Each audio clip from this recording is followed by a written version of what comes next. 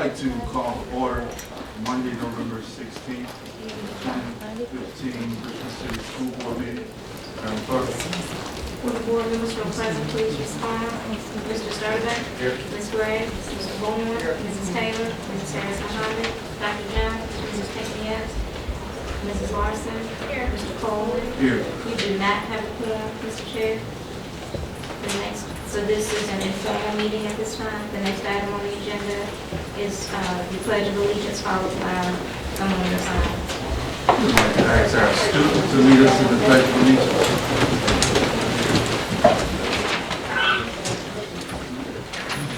Allegiance to the flag of the United States of America and to the republic for which it stands, one nation, under God, indivisible, with liberty and justice for all. Let's regard our moment of silence.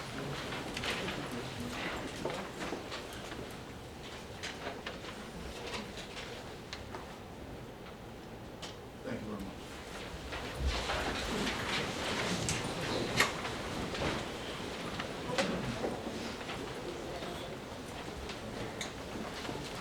The next item on the agenda, I'm sorry, is there anyone here who needs interpretive services?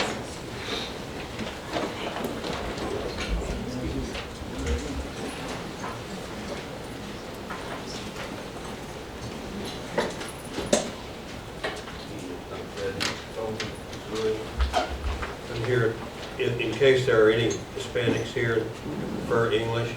I'll be here in order to translate. If not, I'll still be here. Thank you.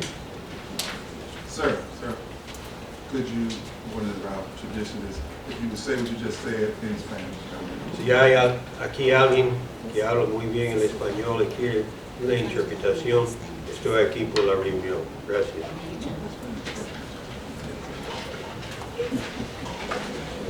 Mr. Chair, we've also been joined by our student this evening, Ms. Destiny Pryor.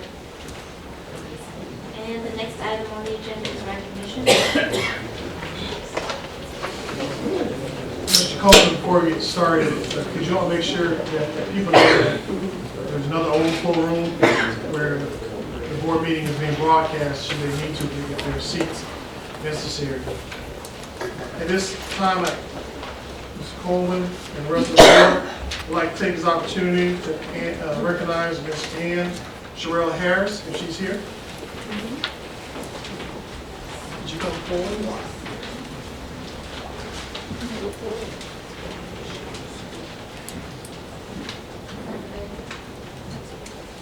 And the principal, yes.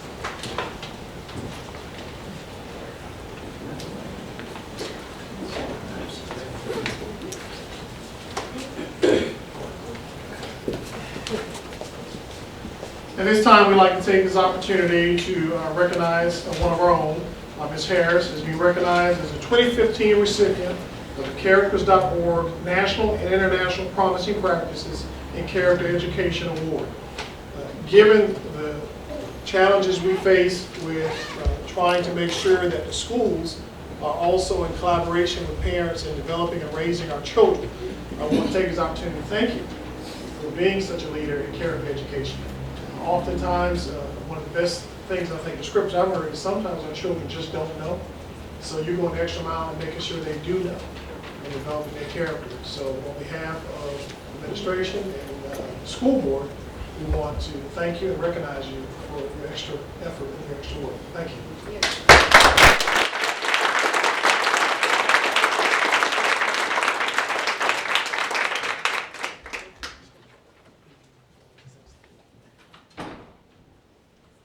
Very quickly, I would just like to thank everyone for this recognition. It means a lot to me, especially coming from these individuals. Thank you very much.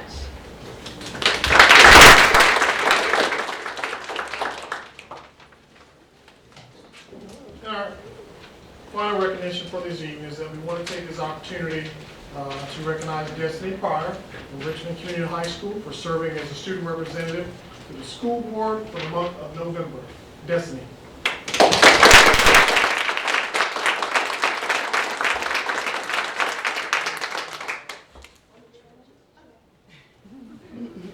Well, good afternoon. My name is Destiny Pryor, and I'm a senior at Richmond Community High School.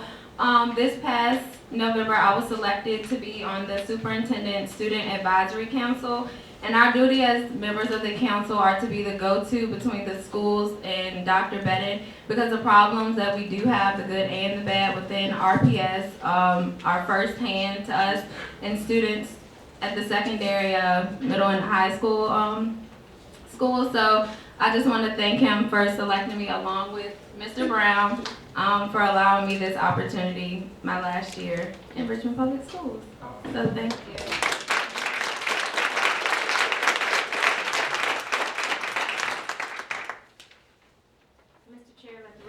We've been joined by Ms. Gray and Dr. Jones, so you do, and Mrs. Taylor, so you now have a quorum, and it's a formal meeting.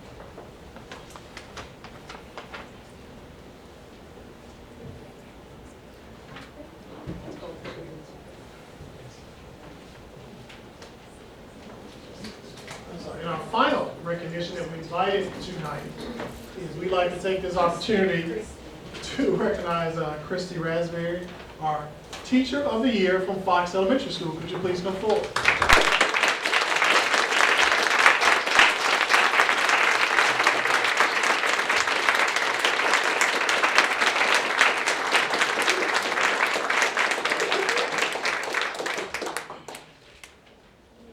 Yes, she's coming. Good.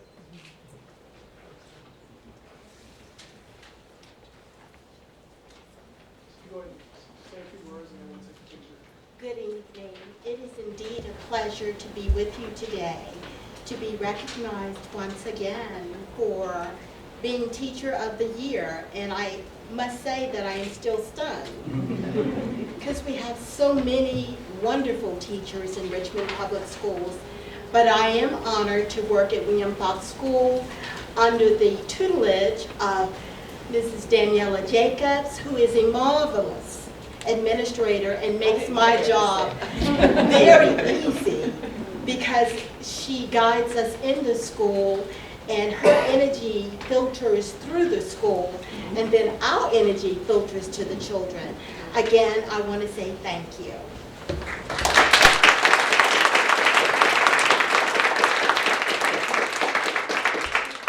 So I want to do this from memory, so if I miss something, please correct me.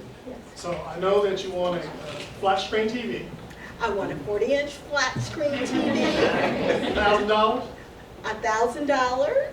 I also won One nice thing.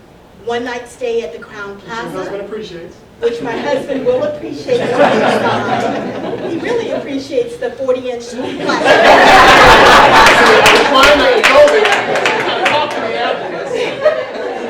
and also a mini iPad. I had a first edition iPad that my husband gave me when they first came out, and of course it only upgrades to 5.1. Then I got a Kindle, and now have a mini iPad. I am truly thankful, and the children at school are thankful as well. Thank you. And your final one that you forgot is you will get to go to I will be able to go to a national conference with this wonderful superintendent.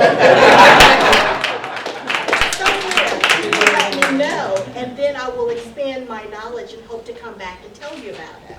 So our outgoing Teacher of the Year, who will provide a report to the board, is joining me in Washington, D.C. this week at the National Alliance of Black School Educators Conference. Because it was close by, you can do that. So congratulations, and if you can come in, we can take a picture.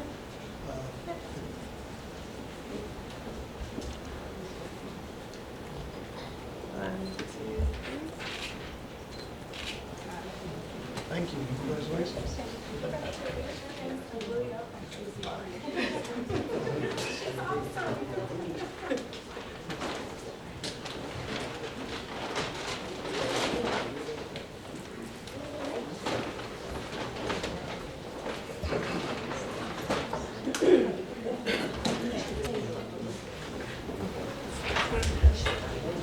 I noticed that Ms. Harris has her family here, so we want them to stand, please, if you would.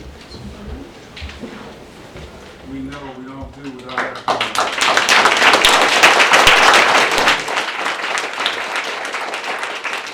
Thank you so much. We'd also like to acknowledge Mrs. Mieko Timmons, who works with Executive Director of Community of Caring that is directly working with Ms. Harris and the program at Bellevue. Thank you. She was kind of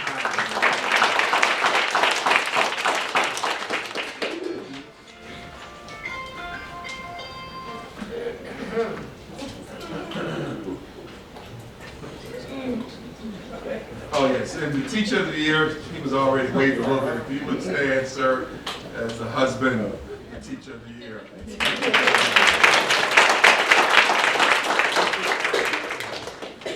Madam Clerk. The next item on the agenda is public information. I don't have anyone who, and there's no one who signed up in advance, Mr. Chair. What is your pleasure? Is there anyone who would like to address the board?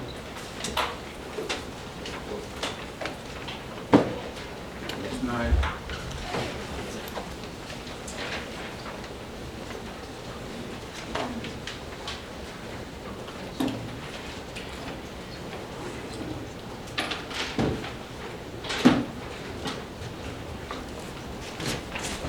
Okay, just excuse me, hold on one second, something straight. All right, now that we have a quorum, we need to adopt the agenda. Motion was made by Mr. Bourne and seconded by Mr. Sturdivant. Ms. Taylor? Just one question. I presented an equity policy at the last board meeting, and I was just wondering, can I anticipate that coming in the near future? Yeah, I will be speaking with you about that. Okay. Okay. Okay, thank you. The motion to adopt the agenda as presented was made by Mr. Bourne, seconded by Mr. Sturdivant. All in favor? Any abstentions? Any opposed? The agenda has been adopted. Okay, for our speakers this evening, individuals, 3 minutes, and just Representative Group 5. Thank you. All right, good afternoon. So this is my third school board meeting. I'm hoping I get to come to one that I can actually attend to and not have to bring up an issue. But Excuse me, ma'am, can you state your name for the record? Evandra Catherine. Thank you. So I have a son, 5-year-old, you all know now, in Richmond Public Schools. And you guys' motto is building a better district. We're gonna get there. So the reason I'm standing here today is because I've calculated, I'm at 37 hours that I've given to RPS since school started on September the 7th, advocating for my child. And this conversation I initially started way back in January of 2015, and when I first brought my son into the district. So we'll just fast forward a little bit to the last 2 months. So in the last 2 months, like I said, 37 hours I've spent dealing with this school in some capacity, in this district in some capacity. So why am I here? My son, 5-year-old, kindergartner, autistic, has been suspended twice in 1 month in Richmond Public Schools. Twice, 1 month, special needs. So after, 3 IEP meetings of about 2 hours long, 3 days of suspension, we add that up, that's 21 hours of suspension, 3 meetings, 2 hours, 6 hours. School board meetings I've been to, attorneys I've talked to, student advocacy organizations I've talked to. Dr. Bedden and I've talked to. Dr. Michelle Boyd, Dr. Nicholson, Ron Robertson, Ms. Dry, Ms. Moore. I've talked to all of you all. And these meetings I come and it's like a one-way conversation. There isn't any dialogue back and forth on how we can come to a resolution. And so, however, it took me literally threatening the schools and Dr. Bedden to get somewhere. So Friday, I had a meeting about my son, and I think we're getting somewhere. However, 37 hours later, I don't know if it's just the culture of teachers nowadays, and we're giving out awards and recognitions and talking about things, but literally what it's come down to is that Stewart simply just didn't have the support from my son. And I had to find that out 37 hours later. And I am thankful to have used in Dr. Nicholson and Braun Hansborough to my last meeting on November the 13th, because I felt like the conversation was quite productive, and I'm thankful for the team at Stewart. But however, schools can be strapped and they can't go but so far, and I felt like at a point that the leadership of RPS should have come over to Stewart and worked with the administration instead of me having to take 37 hours of my time to do so.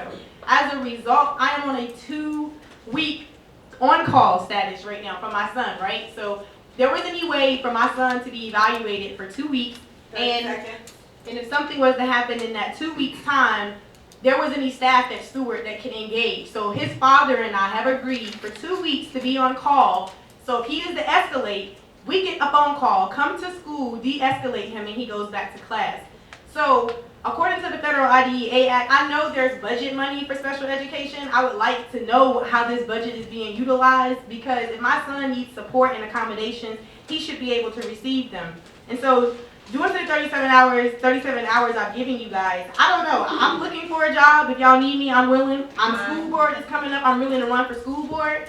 But I'm tired of talking back and forth about this issue. And I'm not scared of the police at all. Allow you to close your thought. Can y'all give me the microphone, please? I'm This is the allowing problem. you, Miss, I'm gonna allow you to close your thought. But I'm saying this is the problem. This is intimidating. No. Why do parents want to come speak and then the police is like right here? Like, I don't have time for them right now. You know what I mean? They need to chillax. So the thing is y'all got me out of character. All the way out of character to having to do this for my son. I suffer from depression and anxiety. Once I get here, it's no coming down. So all I'm saying is that November the 13th meeting, it was productive. However, 37 hours later, I would like to continue to see Richmond Public Schools build a better district. But suspending our kindergartners, especially our special needs, I have a black male with a special need. That's all our jails consist of these days. His trajectory is not going in the right direction as a black male. And that's all I would like to say. I would hope that we can continue to work together. And after November 13th, I really appreciate you, Dr. Bedding, for hearing me out. Dr. Boyd, y'all all have heard me out and seen me at a level in which is not where I would like to be. But I want to make sure we become a better district. And so I just wanted to report out that I am getting somewhere. However, it's been a lot. So thank you for your time.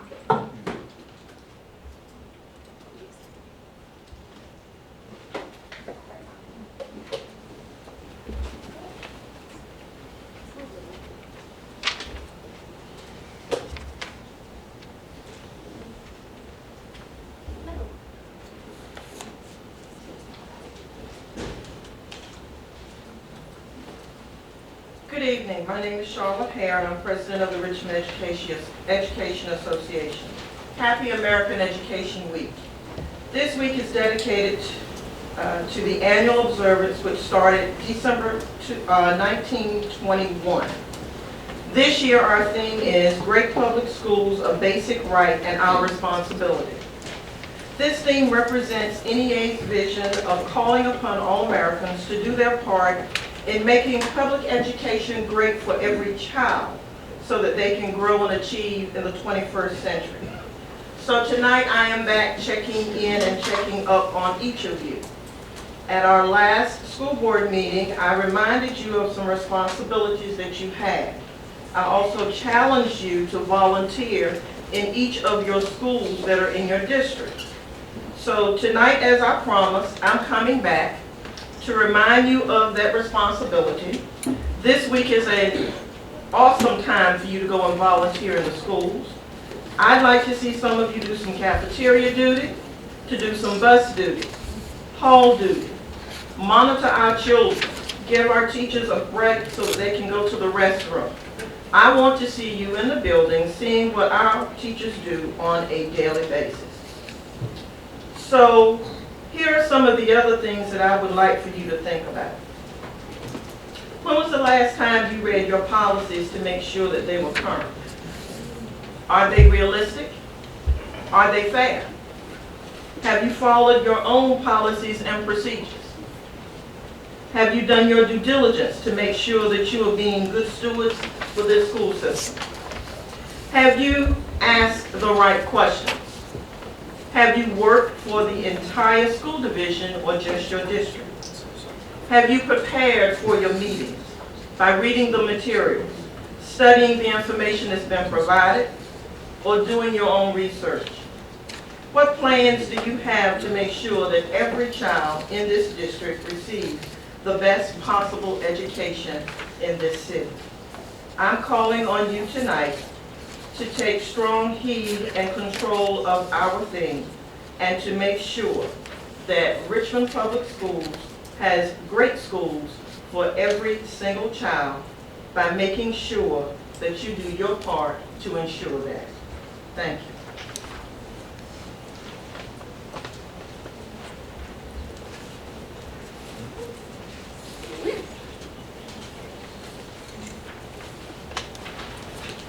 Good evening.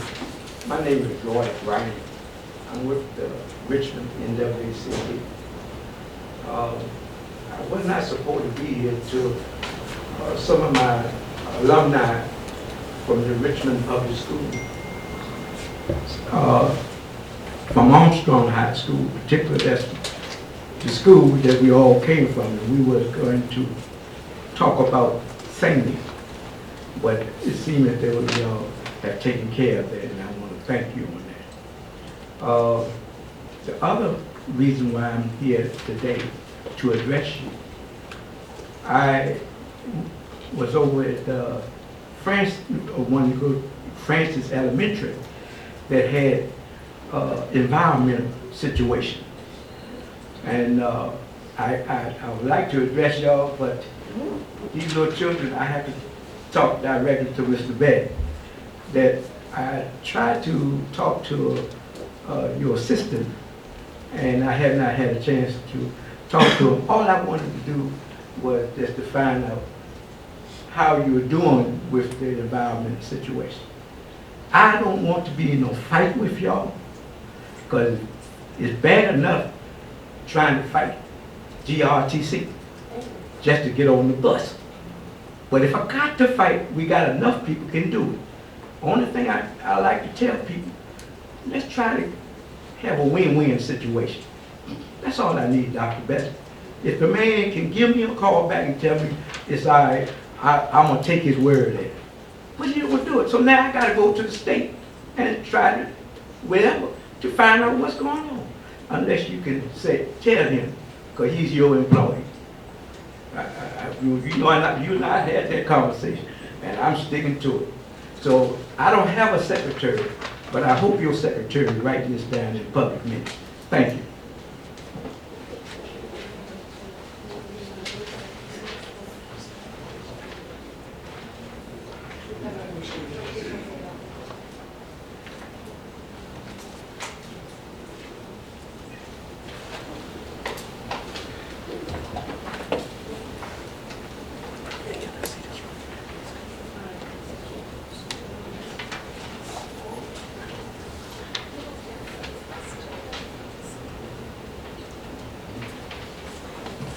Okay, is there anyone else who would like to address the board tonight?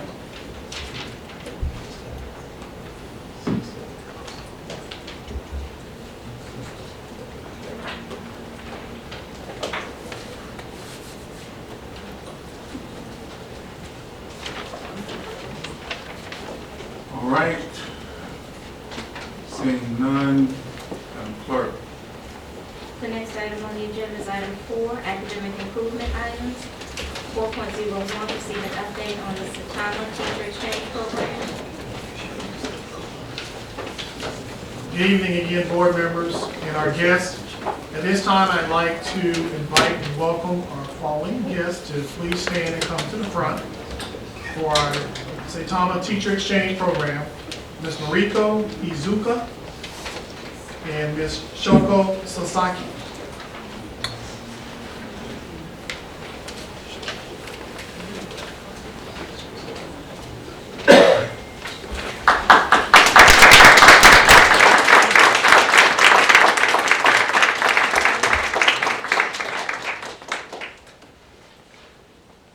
Thank you. We are excited to welcome you to Richmond, Virginia, and to join us in Richmond Public Schools. First and foremost, we hope your state provides a lasting educational experience. Our relationship with Satama started in 1993-94 as the sister city of Richmond. This year's Teacher Exchange marks the 4th exchange in a dynamic partnership. The Teacher Exchange started in 2012 with 2 RPS teachers going to Satama, and a 3rd teacher from Hannibal Public Schools also participated. Our 2 teachers were Amanda Blevins from Chimborazo and Emmett Burke from Elkhart. The Teacher Exchange is structured to alternate years of the exchange. In 2013, we received 2 teachers. 2014, we sent 1 teacher, Lanika Brown from Miles Jones. Our next scheduled exchange is in June 2017. Our exchange programs have included the baseball exchange with the Metropolitan Baseball League, This is the longest continual exchange program of the Richmond sister cities. Scholastic student exchange since 1999 at Culver High School. An architectural exchange in 2007. The homes were built in St. Thomas to look like Richmond, Virginia homes. A fun fact, St. Thomas City Hall has a large display case with photos and items from Richmond, Virginia. About our visiting teachers. Mariko Izuka teaches all subjects at Nishihara Elementary School. Yes. Our interests include basketball, traveling, and flower arranging. Shoko Sasaki teaches all subjects at Miyakita Elementary School. Is it okay? Okay. Her interests include playing the guitar, but we should have had you bring that, badminton, and driving a motorcycle. Both of them can teach basic calligraphy and origami. Ms. Sasaki can demonstrate a tea ceremony and how to dress in yukata. Ms. Izuka has learned how to make Japanese dolls and flower arrangements. Saitama is the capital and most populous city of the Saitama Prefecture in Japan, situated in the southeast of the prefecture. It is part of the greater Tokyo area. Our guests are scheduled to be in Richmond for the next 11 days. They arrive here on Saturday and will depart on Friday, November 27th. During their stay, they will be with RPS host families. Sister Cities representative, Ms. Catherine Nexon, will host them on Wednesday, November 18th, and will also host them for Thanksgiving. The remainder of their time will be spent with their host families at their schools. Other activities will include dinner with the superintendent. Ms. Izuko is staying and working with Ms. Judy Noble, our librarian at Carver Elementary School, and Ms. Sasaki is staying and working with Dr. John Holland, a preschool teacher at Chimborazo Elementary School. Welcome to our guests from Japan.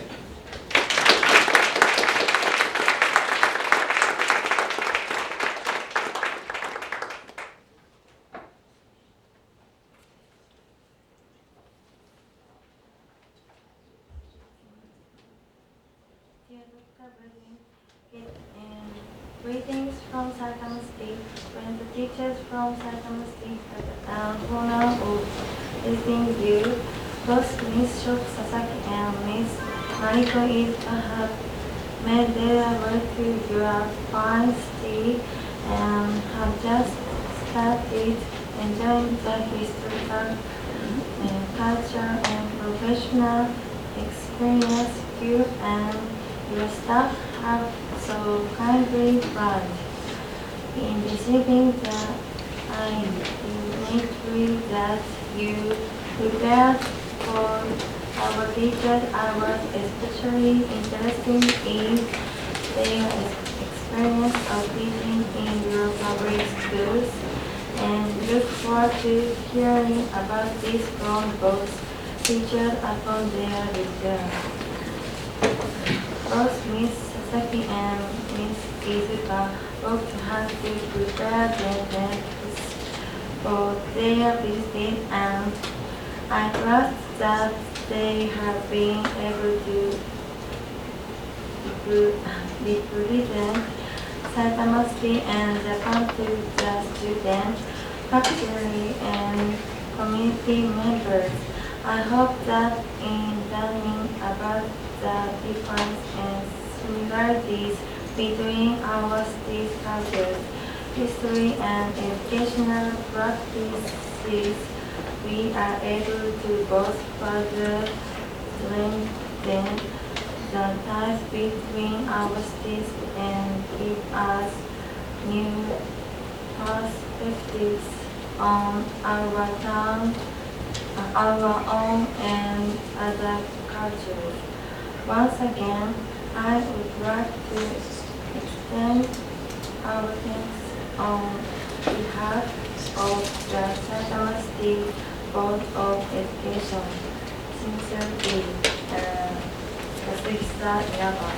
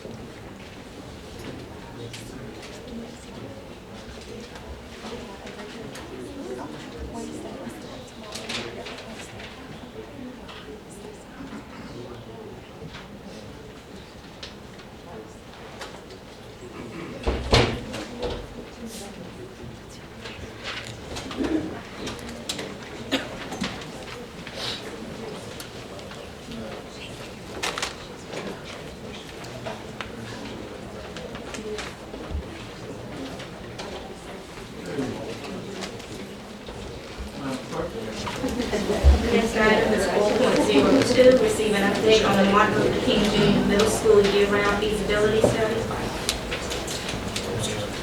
And let the record reflect the joined by Mrs. Pinckney next.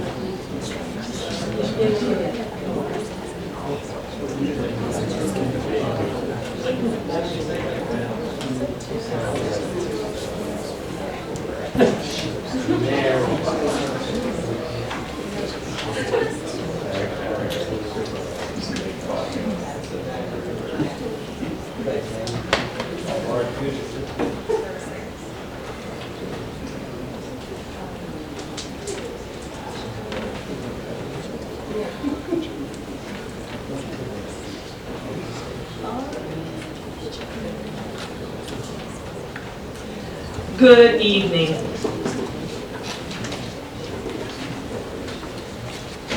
So for the record, Andrea Kane, Associate Superintendent for Academic Services, and I would like to present to you the findings and recommendations for the Martin Luther King Jr. Middle School year-round school. So last spring, I believe it was April 13th, we presented to you the report that showed the, I want to use this one. Okay. We presented to you the report from the feasibility study and the outcomes for each of the different planning teams. So there are 6 different planning teams, and this part is not new. I just want to refresh your memory. It's been a number of months, so I just want to make sure that you are aware that this is about the findings from the feasibility study, okay? And then you asked that we go back and give some recommendation as to whether or not we recommend year-round school for Martin Luther King Junior Middle School at this point. So the committees are right in front of you, and I'll just remind you about what the outcomes and the goals are. And that's, of course, that we take a close look and look at how we might be able to increase academic performance for the students there, and how we might be able to maximize building space at MLK. We looked at the following objectives, and this was spread across all 6 of the different committees. We looked at reducing summer learning loss, the frequent opportunities for remediation as well as for enrichment. We looked at academic performance of the students and the attainment of progress on the AMOs. So we also share with you a couple of documents, and one is the JLARC study, which actually found that in some cases for some highly challenged groups of students that year-round school did show a difference. There was a bit of inconsistencies with that and some other data that was researched by some of the committees, so it was a bit inconsistent.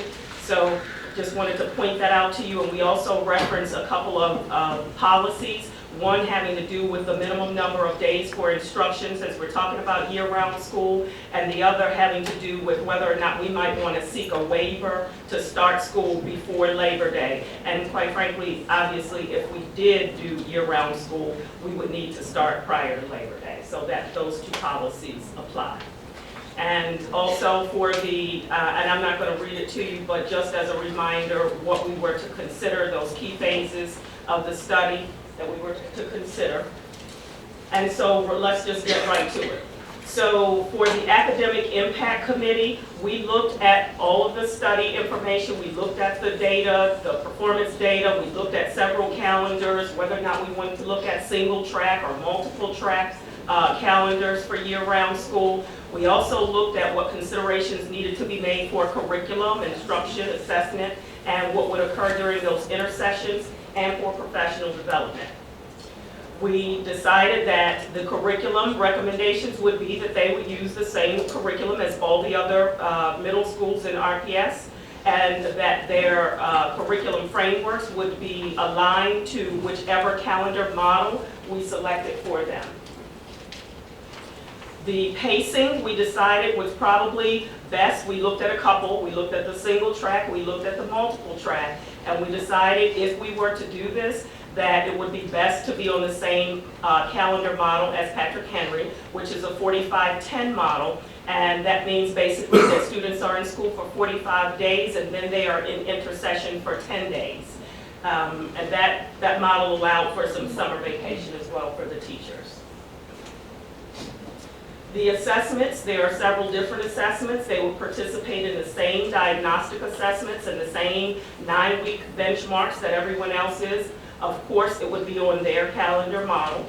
We would use the same standardized tests. They would still be accountable to SOLs, and we also use MAP assessments for literacy and numeracy in schools, so they would have the same assessments. It would just be that we would adjust the testing window to align with the calendar that they use. The intercession recommendations were that we remediate as well as accelerate learning during those intercessions.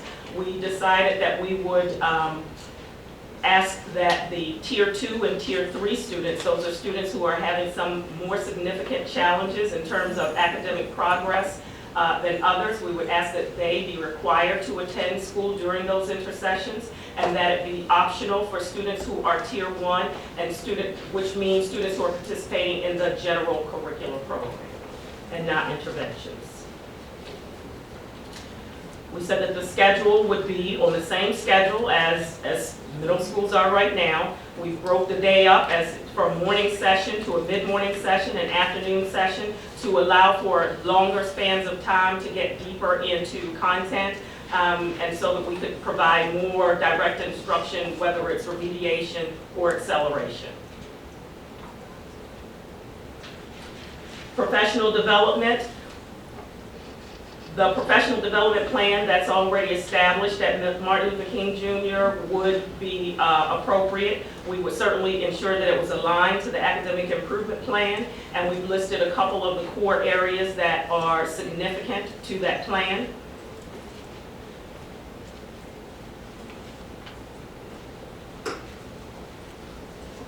The next committee is the Calendar Structure Committee, and this one is very, very straightforward. As I've already mentioned, we had to look at and make a distinction between the single track and multi-track year calendar models. And in essence, what the decision was is since Patrick Henry is on the single track for the 45-10, we thought that that might be the better option also for MLK. This is just a comparison of the two schedules, and what you'll notice is the days. If you look at the top one, that's the traditional schedule. You've seen this one before.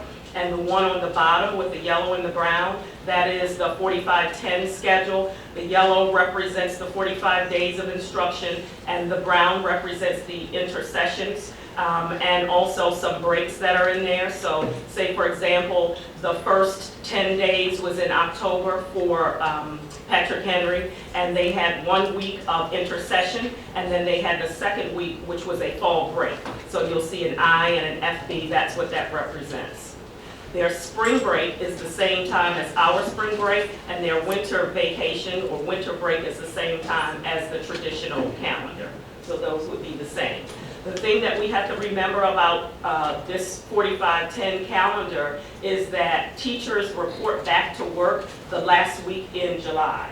So what happens with that is that when we're gearing up for professional development at the beginning of the school year, these teachers are not able to participate in that. So this year, when we did the 3 days at the end of August and the beginning of September, the teachers at these schools would not be able to participate in that. That's significant, as well as summer school. So since we are still having summer school, or will have just dismissed from summer school, but these teachers would never get a break if they wanted to participate in that. So that's important to remember. These are some of the requirements. Obviously, we need to make sure, as policy says, that they're in school for a minimum of 180 days and 990 instructional hours. We know that. We need to consider the fact that teachers still need to have their work day. They still need to have their professional development days. We need to consider whether or not we want to make some type of adjustments to involve those teachers in the division-wide professional development. They do participate in school-based professional development, though. Parent-teacher conferences, obviously, they have to have them, and they will. District-recognized holidays are the same, and participation in state and local assessments are required. There are challenges with the middle school athletics. Obviously, we'd be on a different schedule, and at this point, we are not able to reconcile how MLK would be able to participate in those extracurricular activities.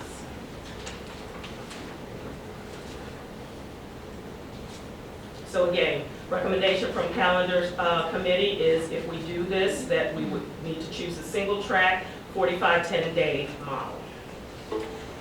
The next group was the stakeholder engagement and communications committees. We combined the both of those. They were tasked with meeting with a third party, a facilitator, who led focus groups and conducted some surveys to get some information as to the openness of community members, parents, staff, different and stakeholders as to whether or not they would really want to do a year-round study. I presented that information to you last spring, so I'm not going to go over all of that again. I'm certainly happy to provide that to you again if you need that, but I just wanted to recognize that that work was done. So a recommendation that was given last spring when we did this is because we had such a small number of parents to participate and staff to participate, and now that staff has turned over because of the reconstitution work that we've done with MLK, that if we decided to move forward, some of that work would need to be done again. These are some of the stakeholders that participated in some of those surveys.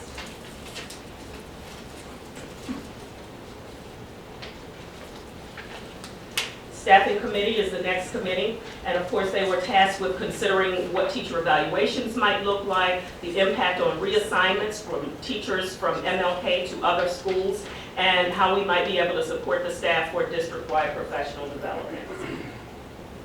And basically what that team found was that the evaluations would be the same. We would have some challenges with recruiting and sustaining staff for elective areas in particular and extracurricular programs because of the difference in the calendar. For example, some fine arts teachers are shared between schools. So if I'm a fine arts teacher at MLK and also at Henderson, I'm on a bit of a challenge because of the difference in the schedule. So that would be a challenge for us. We looked at professional development and how we might be able to get them involved in district-wide professional development, summer professional development, and it is a concern, and we've not been able to reconcile those calendars. Something different would have to happen, and it would be for that small group of teachers. They would not be interacting with the teachers, the rest of the teachers in the district for that. Therefore, they wouldn't have the benefit of the professional development that we have worked on this year, so over the summer and for November 3rd, which were both highly successful. They would not have an opportunity to be a part of that.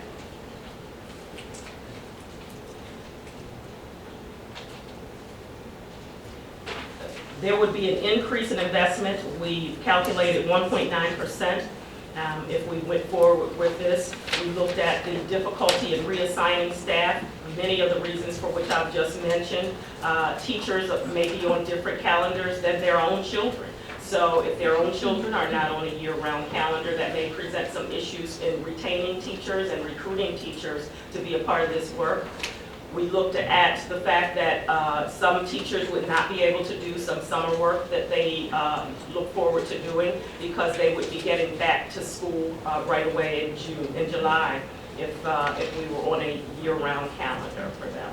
So there are lots of reasons why the conflict for teachers exists, but certainly we know we have to weigh the benefit for student improvement or increased performance if there is some. Again, there's sort of mixed messages in terms of the research there, but more targeted towards specific student groups. And the budget committee, we did not change any of the data, the estimates that we created last year. They were to consider, costs in terms of what would it cost in teachers, what would it cost in transportation while we're in session, when we're not in session, how would we work summer vacations and that sort of thing. And what we found was these estimates. So teacher contracts, these are estimates that were created at the end of last year, and we've not changed anything, so they are the same as what you already have. So from teacher contracts to instructional material costs to security and transportation, the estimate came out at about $709,000, almost $710,000. So the final recommendation before we, close it all up, we wanted you to consider that there are some challenges. Obviously, you are aware that the feeder pattern situation creates another challenge to do this project. We also likely need a cadre of teachers to work a 12-month contract, in particular those elective teachers, because it would be difficult. If they're 1.0 FTE, you probably could work that if they were just assigned to Martin Luther King Jr., if we can recruit those teachers. But we're doing a lot of sharing right now so that we can make the best use of all of our resources, human resources and fiscal resources. So those two items, while not specifically covered in the other committee work, those two problems do present some unique challenges. And then the final recommendation is by consensus of all of the committees and in light of all of the things that I've mentioned here this evening, year-round school is not recommended for MLK at this time. Questions?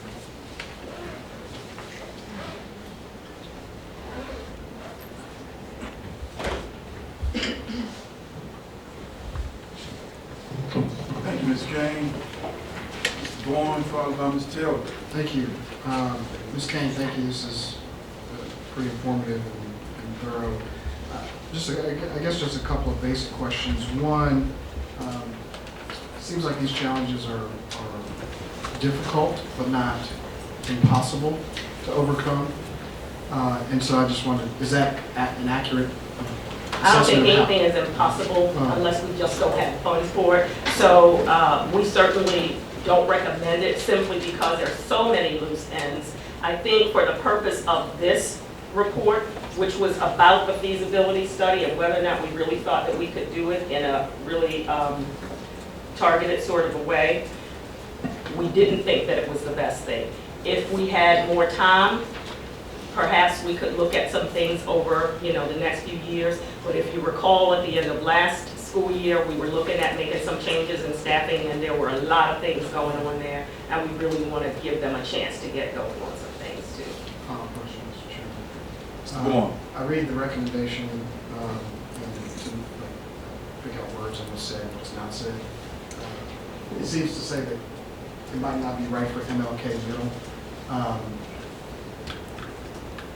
Is there another school or a level of school that year-round school would be a good test case for Metro Public Schools? Because I still think that there's merit to doing this, and I think there's a lot of benefits to the students to put them in a year-round setting. So I guess is it the location that the study looked at, or is it the concept of year-round schools? Well, it's the concept, but also the extra challenge for MLK is the school itself. So it's undergone lots and lots of changes, and you know what happens when you keep making changes, you really don't get anything, an opportunity to get started and to work well.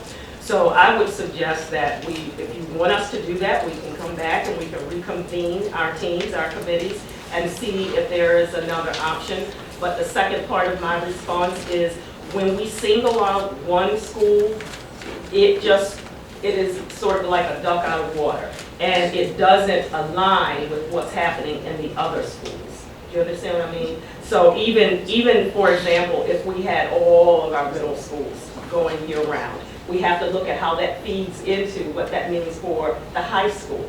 So that vertical piece and the way students are able to go to numerous different schools for open enrollment, all those things play into some systemic structural things that I think that we would really need to iron out before we looked at one school here or one school there, because we're going to come up with this challenge no matter how we do if we do that.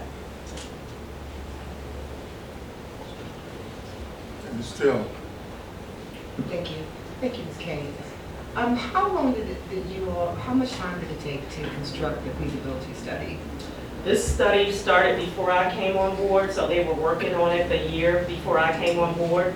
Unfortunately, one of the main leaders that was working with MLK passed away last December, and so the work sort of got stalled. I came on board and came through about halfway through last year and started working with committees. So we worked all the way through, I'd say from about November, December, when it came to my office, through to the end of last year and the beginning of this school year. So since it came to me, we've been working on it. Okay, and the 1.9% that you referenced will go towards increasing in investments. What does that specifically speak to? I'm going to ask Mr. Phillips to come forward and speak to that since he chaired the team that worked on that. Okay, wonderful, thank you. And then we'll follow up. Good afternoon, school board members. The 1.9% would be what we looked at as far as what it would cost as far as the additional pay that would be associated with the number of days and all of that, with getting new staff on board.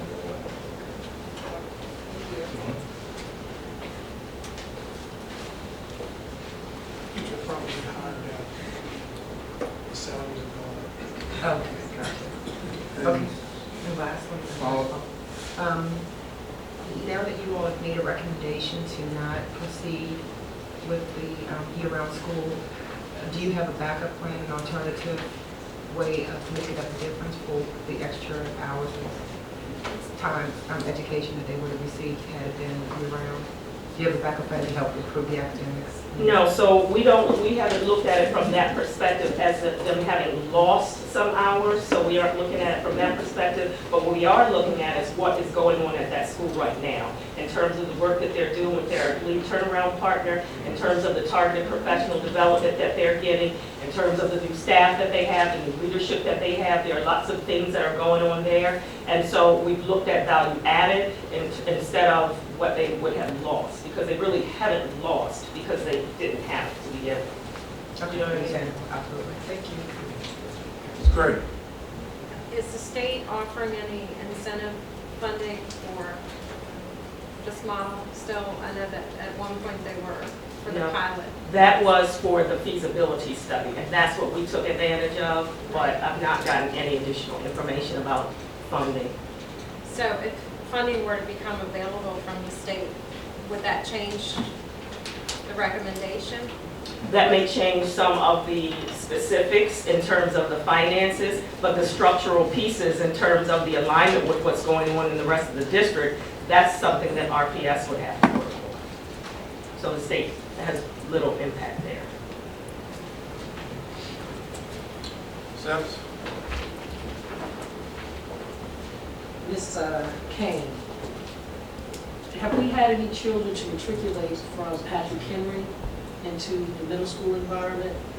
Did you all get any feedback? I don't have any data on that, but I'm certainly happy to look into that for you.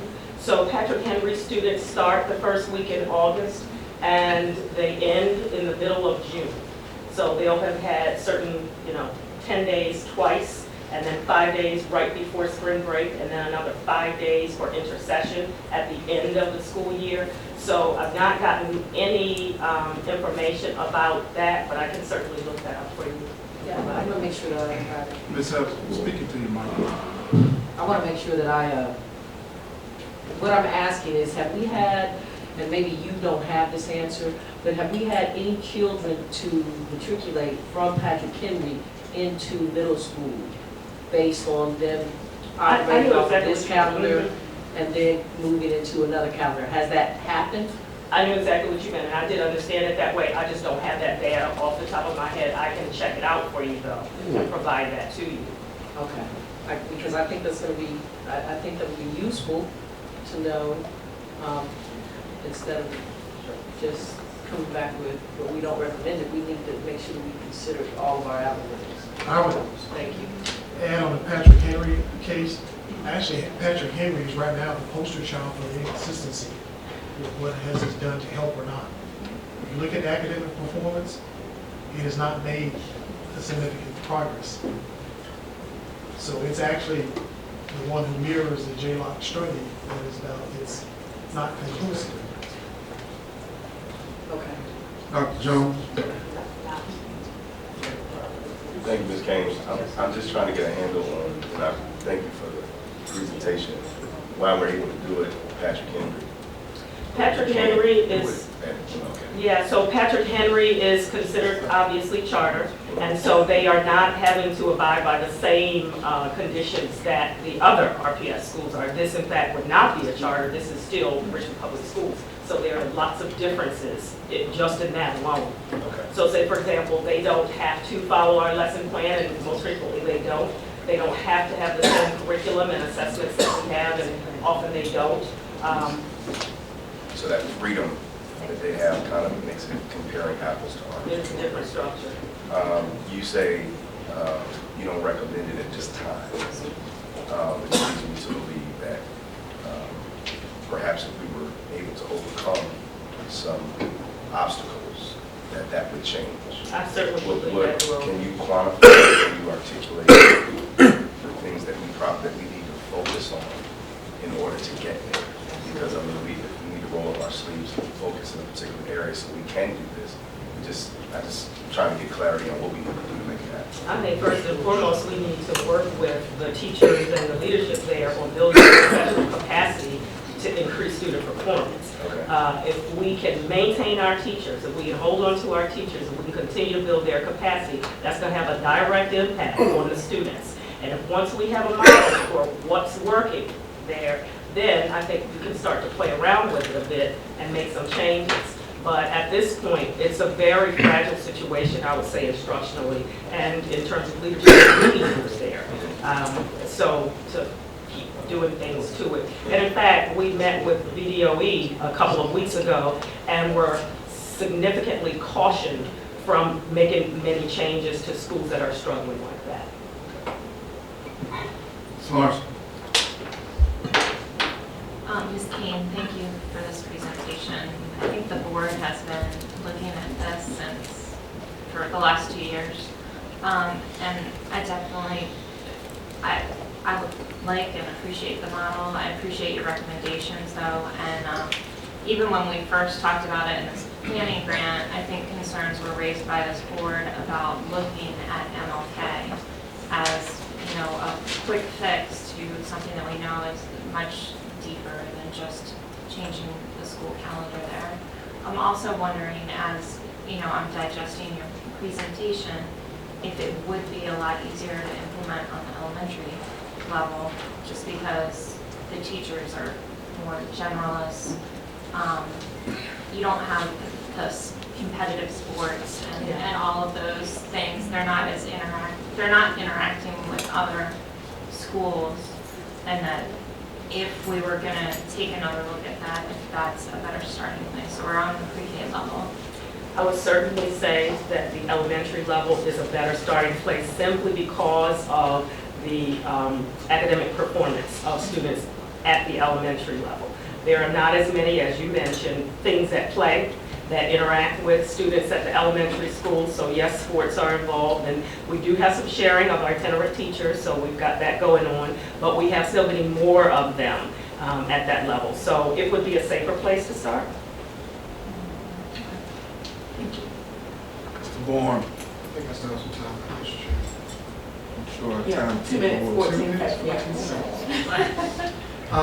I certainly appreciate all the sort of cautionary, objective sort of analysis that's been done here. But one of the things you said, Ms. Kane, is that the instructional piece, the culture is, I think you said it's fragile. And I certainly appreciate that. MLK has been through, at least this year, some significant staffing changes, reconstitution, and what have you. I think one of the things, and I may disagree a little bit with my colleague, Ms. Larson, about questioning the wisdom of going to MLK, because I think MLK is probably, in my estimation, our toughest nut to crack, right? And I think doing something radically to jolt that school, much like a big reason why I support the reconstitution is exactly what I think is needed. It's got to be, I think, a complete cultural paradigm shift there. We've got to try something. I mean, what we've been doing hasn't been working. So, to follow up on one of Dr. Jones's question, if it's a timing issue, I think that's one thing, and I think helping to clarify, is it a timing, assuming budget's not an issue, right? So if we get money to do it, and is it timing? Is it just complete? It's just not a good idea. I mean, because I think that we do ourselves and the students there a disservice by not really trying to do all we can and do something radically different. I agree. I completely agree with you. Sometimes you have to disrupt the waters, right, for change to happen. And I think that part of that got started last year when we made the changes for reconstitution. I think that this work, obviously, it did get started before we had those massive changes. And so, because we weren't there with this year-round schedule, we made some other changes that were significant. And I did say fragile, and I really did mean fragile, and think that we need to give it a chance, the changes that we have started. So timing is an issue. Mr. Sterling. Thank you, Mr. Coleman, and thank you, Ms. King, for this presentation. What I'm hearing, I think, as a consensus from the board, is that this is something that we were really hoping would be viable and would work. And I understand that there are significant logistical and budgetary and other issues. And I'm just, I guess, hesitant to let it go, understanding that you all are the professionals and have looked at this and have had many committees study it and come up with a recommendation. I guess I wonder, is there a possibility of approaching this on a smaller scale and saying we would like to phase in year-round school at MLK over a 3-year period? The first year we're going to start with 6th grade being year-round, and that would offer kids who are transitioning from elementary school to middle school the opportunity to be there for a period of the year where it's just 6th grade. I understand that there are going to be logistical issues with that and budgetary issues, but it's on a smaller scale than going 6th, 7th, and 8th grade all at once. And I realize I'm putting you on the spot with this idea now, but I wonder if that is an idea that can be looked at and studied as a way to try to phase it in on a smaller scale over a longer period of time so that it costs less money. We can sort of work through the hiccups and the logistical issues with just one grade at a time. So that sort of is akin to a portion of the multi-track, just a bit, because you'll have different students in the same school going to school at different times. I think that we certainly are happy to look at it, but I think that we're still going to come up with some of the same structural issues as you just mentioned, because now we've got a group of students in the same building with other students that are coming and going at different times, teachers who teach multiple subjects to different grades. I think that would probably have a more significant fiscal impact than if we did an entire school.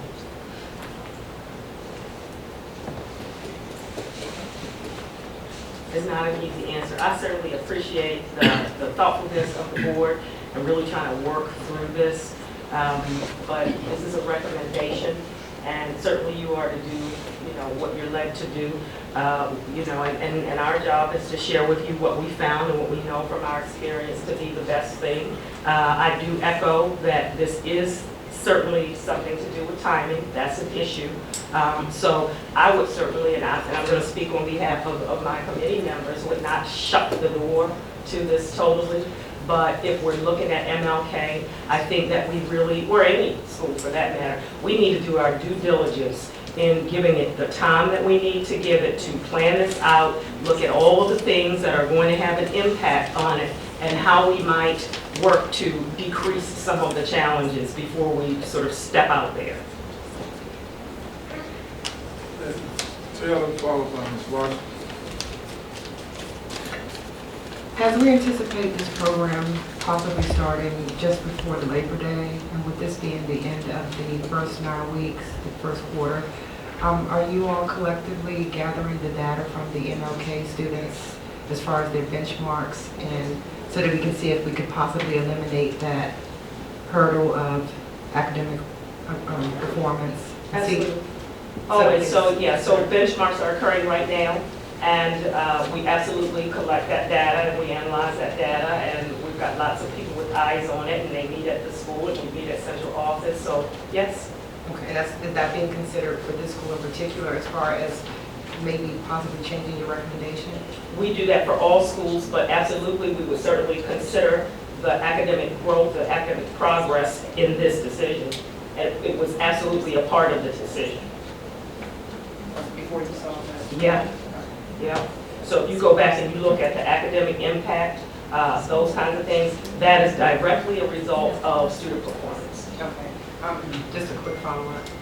I was just thinking as far as after having the reconstitution of the school with new staffing, different levels of being able to present the information, if that could possibly change from when you last did your study to what would it? Okay. Yes, we're hoping to see some changes, and so yes, we'll be tracking that. Okay, excellent. Thank you. Ms. Larson. So I'm wondering, just steps moving forward, if there is any place for discussion, consideration within the academic improvement plan. I know that when you all first presented that to us, you had all these committees. I don't know if the committees are still in place and doing work, and if there is a spot somewhere in there where they can look at this as well as have the feedback from the board, that if there's consensus that we'd still like this to be considered, and have them look more in the weeds of if it is reconsidered, then where would a good spot for it be? So we have 2 places that we may be able to, actually 3 places that we might be able to interject, certainly for goal 1, which is learning goals, and 3 is strategic instruction, and then possibly 5, where we're looking at some different models for interventions, and that's where Aspire Academy comes from. So yeah, we could certainly do that.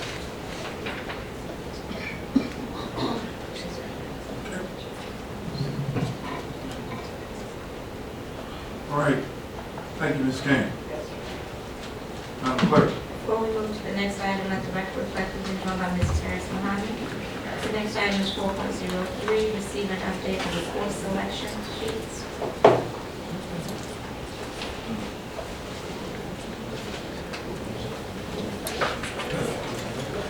Okay, so the next one, good afternoon again, is still us. And last spring, we had some conversations when we were completing the leveling process at the secondary schools and looking at electives, and there had been some significant conversation at some of the schools in terms of what electives they would be offered, what they'd be offering, and we decided that you would have some input into what some of those fixed electives are at the school so that we could build vertically. So in cases where we don't offer, and I'm going to use this just as an example, not that it's actual, So in cases where we have band at middle school, but those middle schools feed into a high school that doesn't have band, we want to eliminate that kind of thing. So our team went to work and we've made a proposal here for you, fixed electives, right? So what you have in front of you is a proposal to talk about how we might offer electives at the secondary level as well as the elementary level. Now, the elementary level is easy because most of their electives are general electives, and the choices come for students once they get to secondary. But just so that everybody is clear on what we're talking about fine arts, we're talking about art, music, PE, and we've also added some information here about media and STEM/CTE, as well as language. So with that, I'll just ask you to just sort of follow along, and then I'll try my best to explain our thinking here for you. So if you look at the graph here, or the table here in the middle, what you're looking at is the fine arts electives, the world languages that I just mentioned over on the left side, and then what it would look like, what the fixed electives would look like at the elementary, the middle, and the high school level. And when I say fixed, and you see these examples here, that doesn't mean that we won't offer other electives, but these are the electives that will remain the same so that we could build from level to level. Okay? So say, for example, at the elementary, they'll have general art, general music, instrumental starts in 4th and 5th grades. They have general PE, media, and our thinking is that we really like to have our students involved more in computer science. So we're doing some playing around with the schedule so that we could create some opportunities without taking away from anything to have computer science as a staple at the elementary level, as well as Spanish at the elementary level. At the middle school level, I'm going to start back up at the top. They have general visual art, I should say. They have music that consists of chorus, band, or orchestra, depending upon their feeder system. Because some feeders focus on orchestra, some feeders focus on band, and they'll have the opportunity to make the decision which they're doing so that it's consistent across the levels. They have general PE and media, and then at the middle school level, we focus on offering family and consumer sciences for CTE, business courses, and tech ed. And then certainly Spanish would be the fixed elective for language. At the high school level, all of those things that I just mentioned for middle school are pretty consistent at the high school level, with the exception of a couple, and that's instrumental.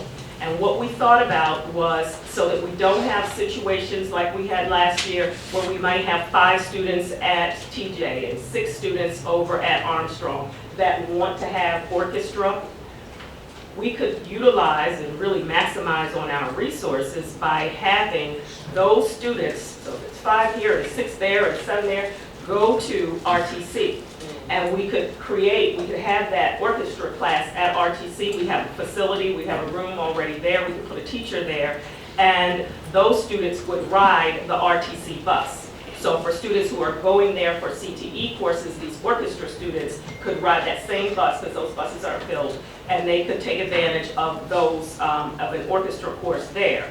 At the same time, that creates an opportunity for us to really start to expand the courses at RTC and perhaps include a math course there. So if the majority of those students need Algebra 1 or geometry, we could have them stay there to complete that course, because it's too much time for just one course.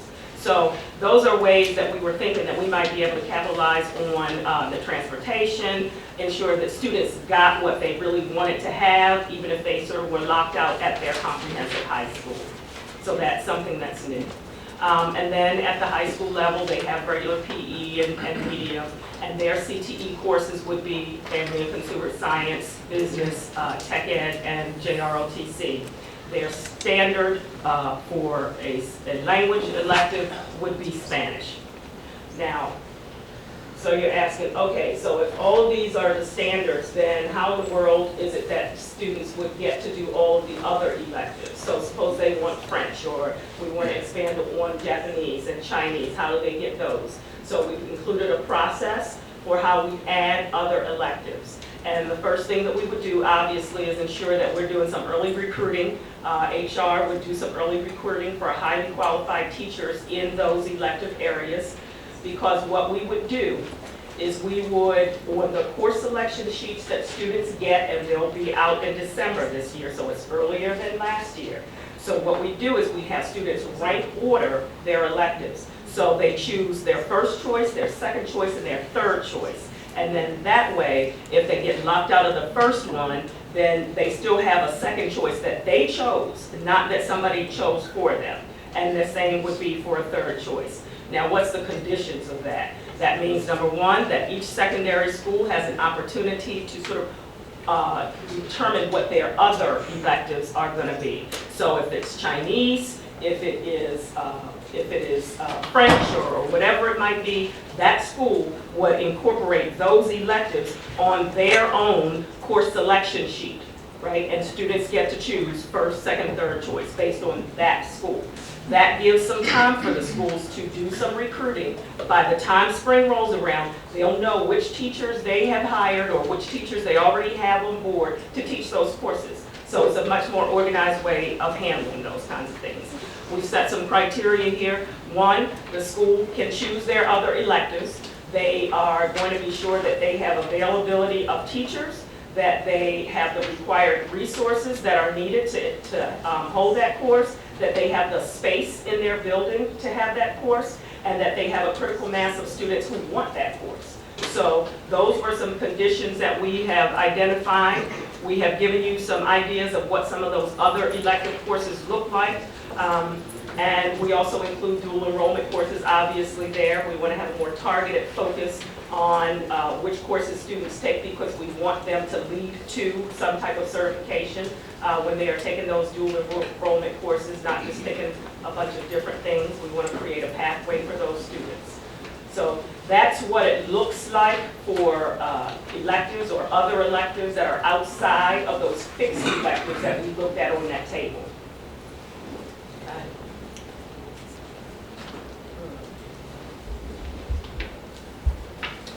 Great.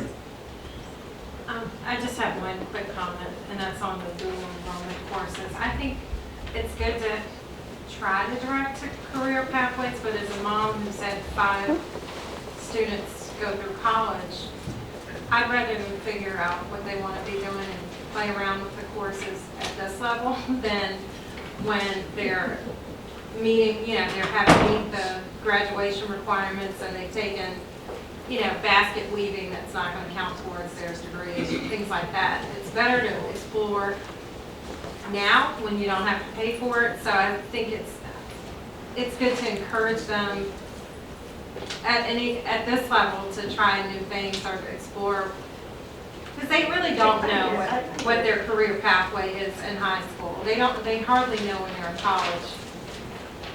So thank you Just a for that. suggestion. Thank you. Okay.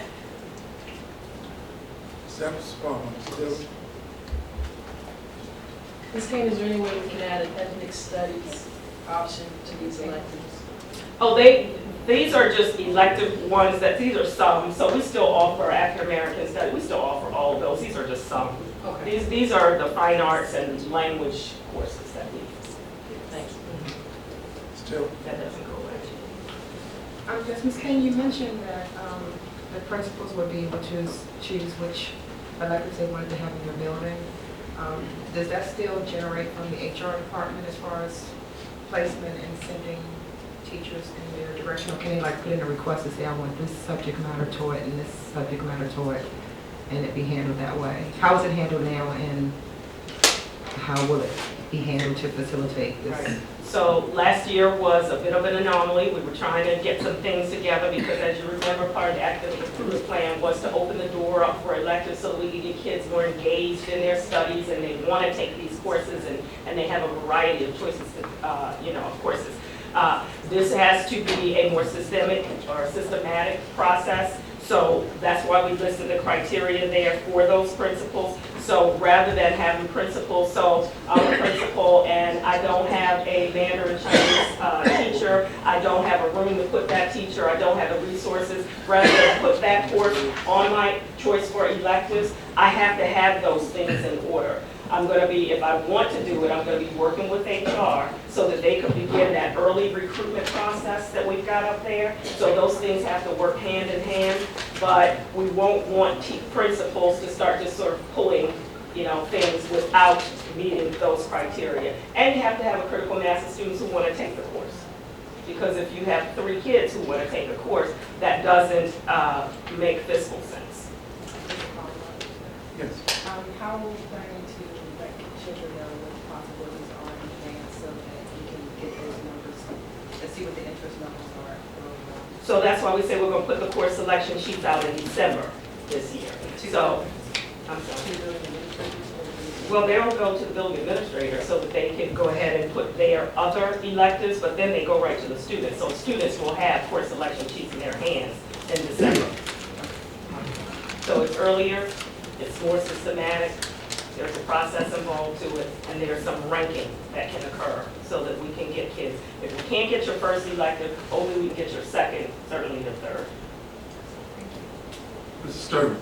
Are we adopting these 6 electives tonight, or will we have an opportunity to provide input and feedback? Well, we certainly do want your input and feedback. That's why we proposed up there. Okay. Are we voting on this tonight? Is it an action or information? Okay. So before we go any further, I just want to point out a couple of other things that are, oh, sorry. You know, you do have a problem that you have to take action. That's why you sent it out early in the weekly report. And this, We have to get this out to the schools for them to be able to put their schedules together and get it to the students. This was sent out 2 weeks ago, I believe, in your weekly report. So if you don't do something real soon, we're going to back the schools up and have a problem getting the schedules out and the choices out for the kids. The reason I asked the question was I think it's important that we run this by actual middle school parents and students who provide some time for some feedback and input.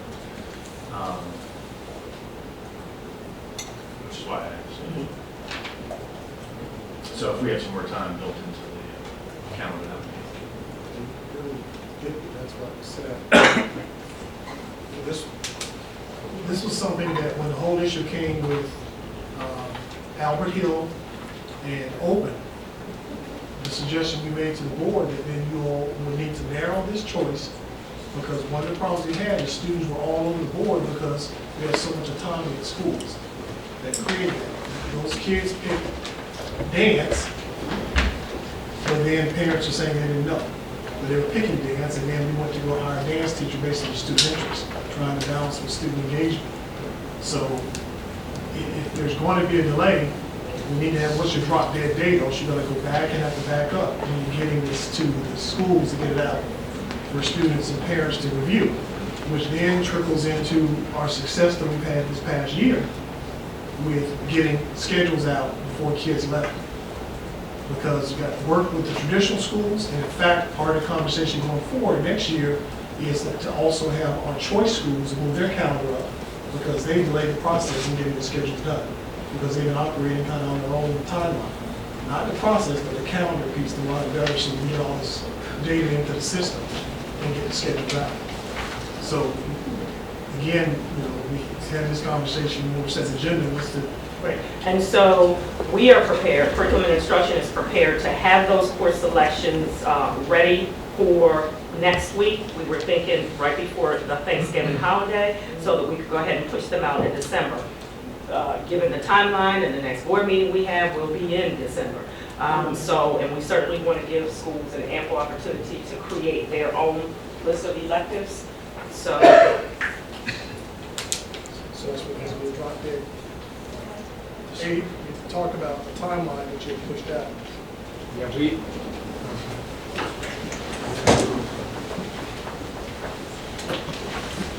and welcome everyone. Hi. We've worked closely certainly with Ms. Kane and academic services shop as we work backwards to say we're going to finish the master schedule and have student schedules in hand by the time they leave June 17th, what has to happen. And that's why you see that December timeline as we need to have the electives all nailed down so the principals can customize it for their own building, so the students can get in their hands to have those conferencing sessions.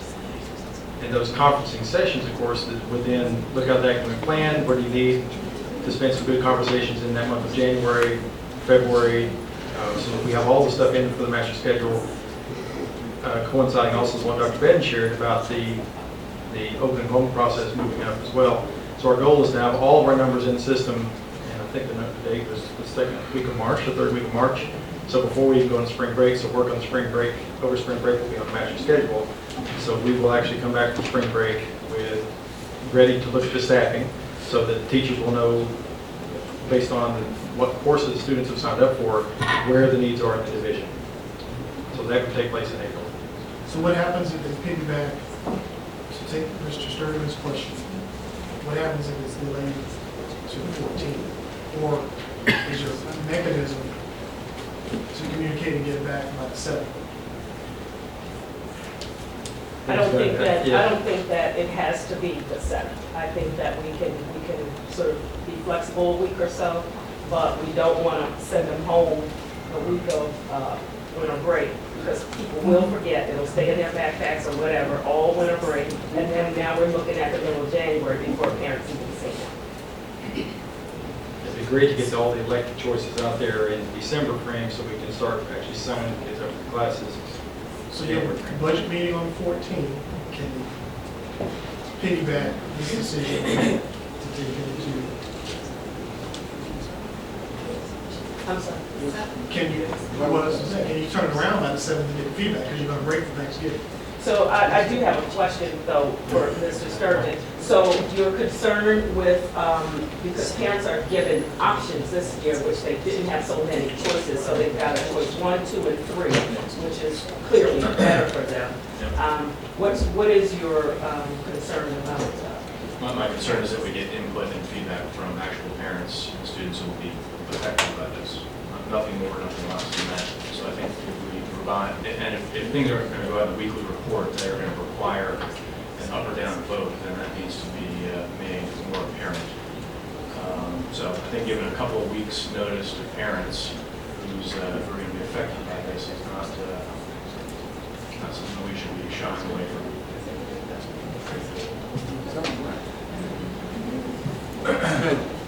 So the question you all is, can you get it out and get feedback by the 7th? Well, I don't know that that's going to give parents enough time, because we've got this week then. Yeah, we've got 2 days for next week, and then we're back. So we can certainly do that. Well, it'll be just a short time, but that's better than no time whatsoever. So we can certainly get something out. We've got K-12 Insight that we can put a survey out there. Okay, because the point you all are making is you don't want it to go past winter break. Right. And so that's our shot, is get some feedback between now and the 7th and be able to get it out for that week. And then you have one more week that they can give you feedback, come back in January. Okay, Ms. Taylor, followed by Ms. Gresham.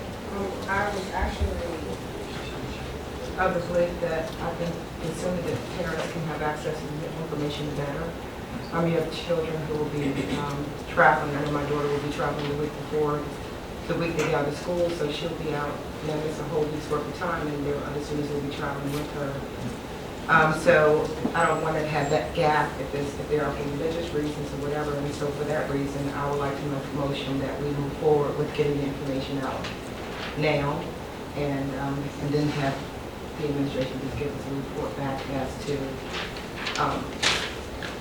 what the feedback is from parents.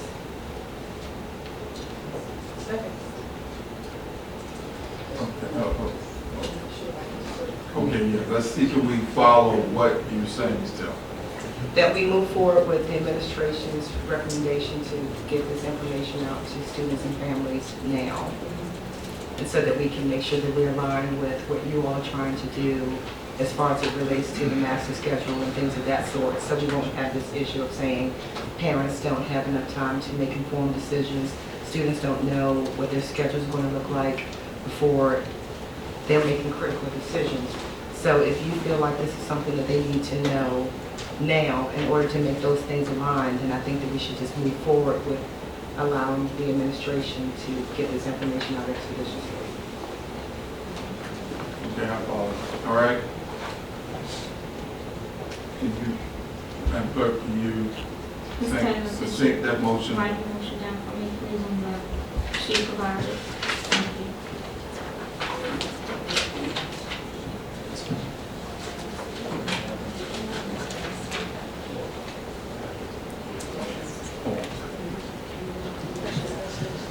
Well, all right, we need a motion so we can then have a discussion.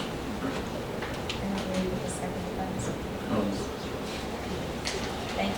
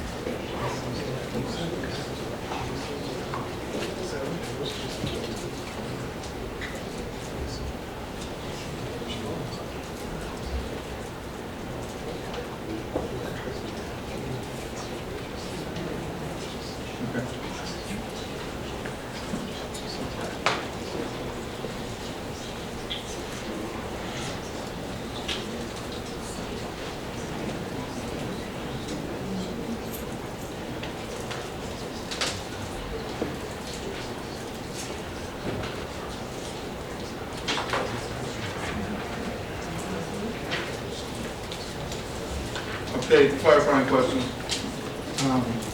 Or intellectual question, I guess. We want to add or have as a core elective for elementary school children computer science, but we do not. Why was the decision made not to have that as a core elective for middle and high school students? Because they have an opportunity to take it already. They already have it. Elementary, we don't have it. Okay, Madam Clerk. The motion was made by Mrs. Taylor and seconded by Mrs. Pinckney Epps, that the administration moves forward with releasing the information on student elective selections to building administrator immediately in order to provide students and families with ample time for course selection and principal time to align the master schedule with student preferences.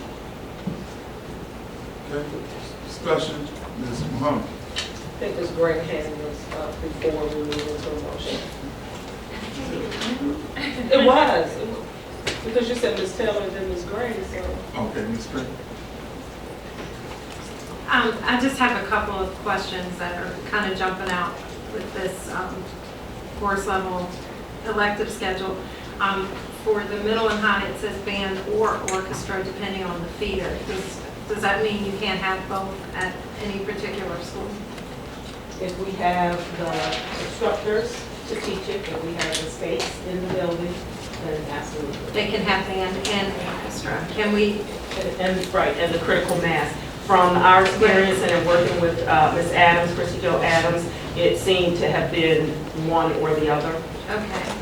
Can we word it and or? Sure. Okay, and the other concern I have is the world and classical languages is Spanish. Is that just going to be offered in every school and then other languages? That is correct. So these are just the fixed ones, but that does not preclude the other electives that we talked about. From coming in, Correct. okay. But there aren't any other core languages that we want to say we're going to be able to offer? I mean, even if it's virtual? like So, Chinese? or right, other so things? we could certainly do that, but that would be considered an other and not a standard, a fixed one. So we're not saying that we won't offer those other ones, but for the fixed, we know we have staffing for, we know we have a critical mass for, we know we have space for. And so that's why we consider those as fixed. And I'm just wondering if, for instance, the virtual learning that's available to high schoolers, even if you have one student, or do you need more than one student to take Chinese at a Benford or at an Armstrong? Or It depends on if if we're going to be able to purchase a teacher with the program. So if we do that, then it doesn't matter. We just need to have a place for a student to take the course during the school day with a certificated teacher to be with him, you know. And it might not necessarily have to be a certificated teacher, but we have to have a place for that student to be. Otherwise, we need to have a teacher, an RPS teacher, because that would have to be the teacher of record if we're not purchasing a teacher with the online program. Okay. All right, thank you. All right, Ms. Muhammad. I need some clarifying understanding here. So, with Mrs. Taylor's motion, how immediate are you all, or how prepared are you all to move forward immediately? Like immediately tomorrow, immediately? So course selection sheets will be ready before Thanksgiving. Okay. So not tomorrow. Okay. But before Thanksgiving. So when kids, the idea was when students came back from Thanksgiving, we'd be pushing them out to the schools. The schools would have about a week to decide what their other electives are. And by that second week, they'd be pushing them out to students. Okay, so what I'm hearing from you and what I heard from the motion, I'm not clear if we need the motion. Because if you're gonna have it ready, this is just my opinion, somebody stop and correct me, but they're not gonna be ready tomorrow. Okay, and that's fine, I get that. I'm not suggesting that they should be. I'm just trying to understand if we are tripping over our feet, if your team is prepared to make this process go out before Thanksgiving break. If we have immediate in the motion, then you and your team would have to define what immediate is. And that what I'm hearing is not tomorrow.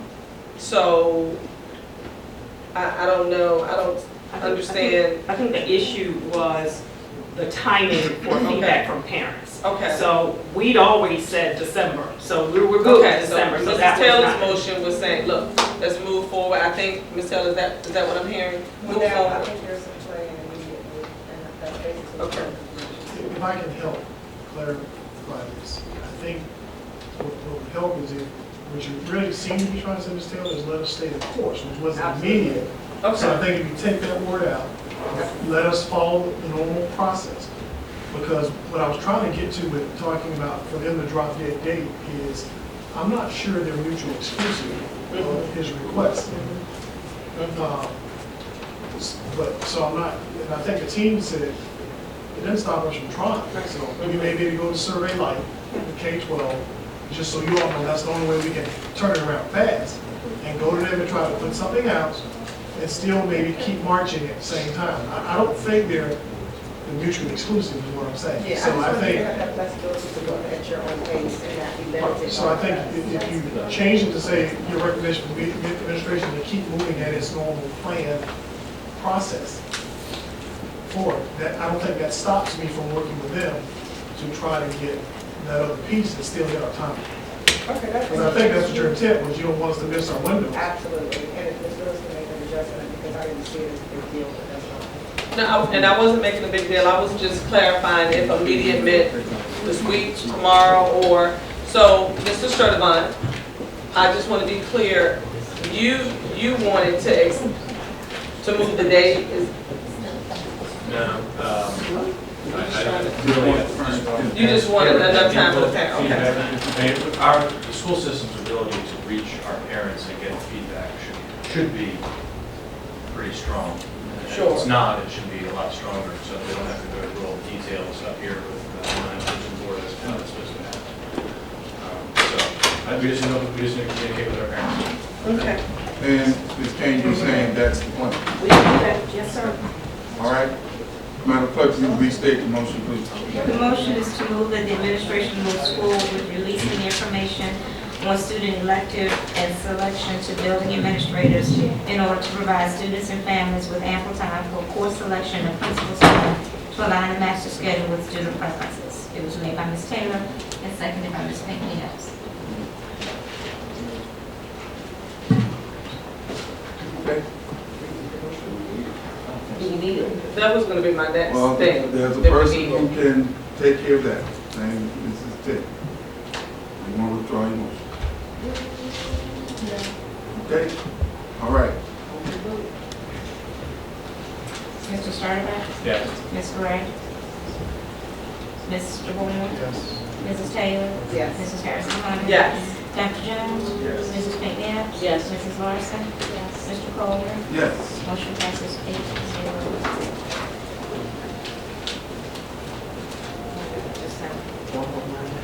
So this has no impact or no bearing on what just occurred. But I do want you to take a look at, when you can, please, at the end of this document, which does talk about how students earn high school credit in middle school. It has no bearing on this course selection sheet, fixed electives, none of that. We just wanted to make sure that you were aware.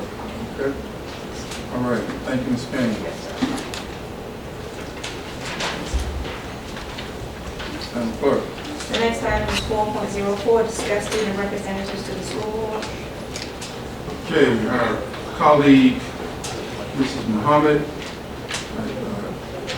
brought this to us on the agenda. Give her an opportunity to share with us her perspective on this. So, good evening, colleagues. The Virginia School Board Association has opportunities for students in school districts to serve as student representatives to the school board. And I know that in our district we have every month, or we try to every month have a different student representative of high caliber from our comprehensive high schools, well, all of our high schools, excuse me. And so the purpose of having a student representative, it would allow students to participate in our local government process in terms of school board process, okay? They would also serve as a liaison between the school board and the students in the district. I receive a lot of this information from the BSBA because there are many school districts in the Commonwealth that are currently operating with a student representative. So I did some homework on my own. Some school districts have a student representative that they appoint all 4 years that they're in school, in high school. Some school boards have student representatives every year, or they serve 2 years or 1 year. So I thought it would be a great opportunity for us to discuss possibly how we have student representatives on a monthly basis. I think that it would be a great opportunity for our students to shine on a more state level with other students that are student representatives to their local school board.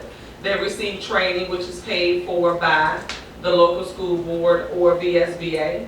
There are student scholarships that are within the VSBA for those students who we choose.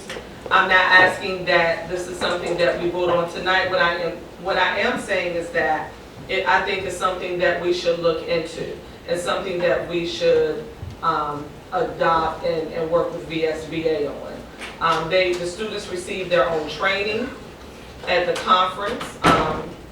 They're recognized for their many accomplishments, for their work. And it's not, from some of the school board representatives that I spoke with, it's not just students who are in the top 10 of their class.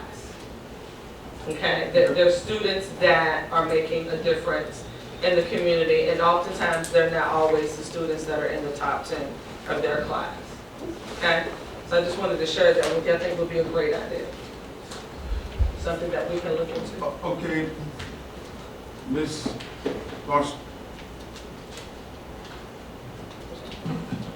when Ms. Harris Mohammed sent us an email asking us to be on the agenda, we talked about it a little bit, and I think it's a great idea. I think that, you know, when the students are here, and I'd love to hear from our student tonight, if you have an opinion, that sometimes you can come to a really exciting board meeting with issues that might be really relevant to what you're going through in school. Sometimes it might be a little boring if it's all numbers or something, but however, it's a unique experience, and that having that training would make it even that much more valuable. However, our structure of how we have the students rotate is different than the model that VSBA uses. So VSBA sets up the conference that you would have the same student there the entire year. So what we were thinking is, what if we had VSBA come to us and create a training specifically for our model that all of our student representatives would get to experience, and then learn a little bit about what this process is, and do this on the front end. We're a little late to it this year, but do it in September before the students get started, so they have some sort of grounding before they start coming to our school board meetings. Okay, our wonderful student, when you think about getting training to come to be a part of this meeting, would you comment on that, please?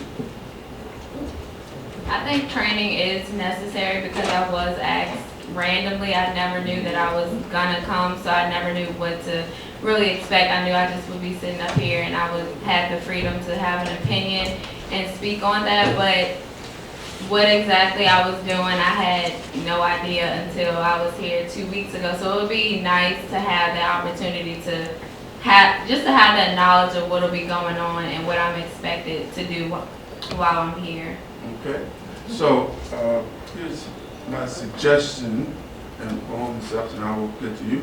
Go ahead, Ms. Evans, then I'll get how. I'm gonna say your suggestion may answer my question. Okay, my recommendation would be that Ms. Muhammad and Ms. Larson bring us back a recommendation around this whole area, so we could have something to look at to actually move forward for next year, that we would be prepared to make sure students are trained before they actually come to these school board meetings.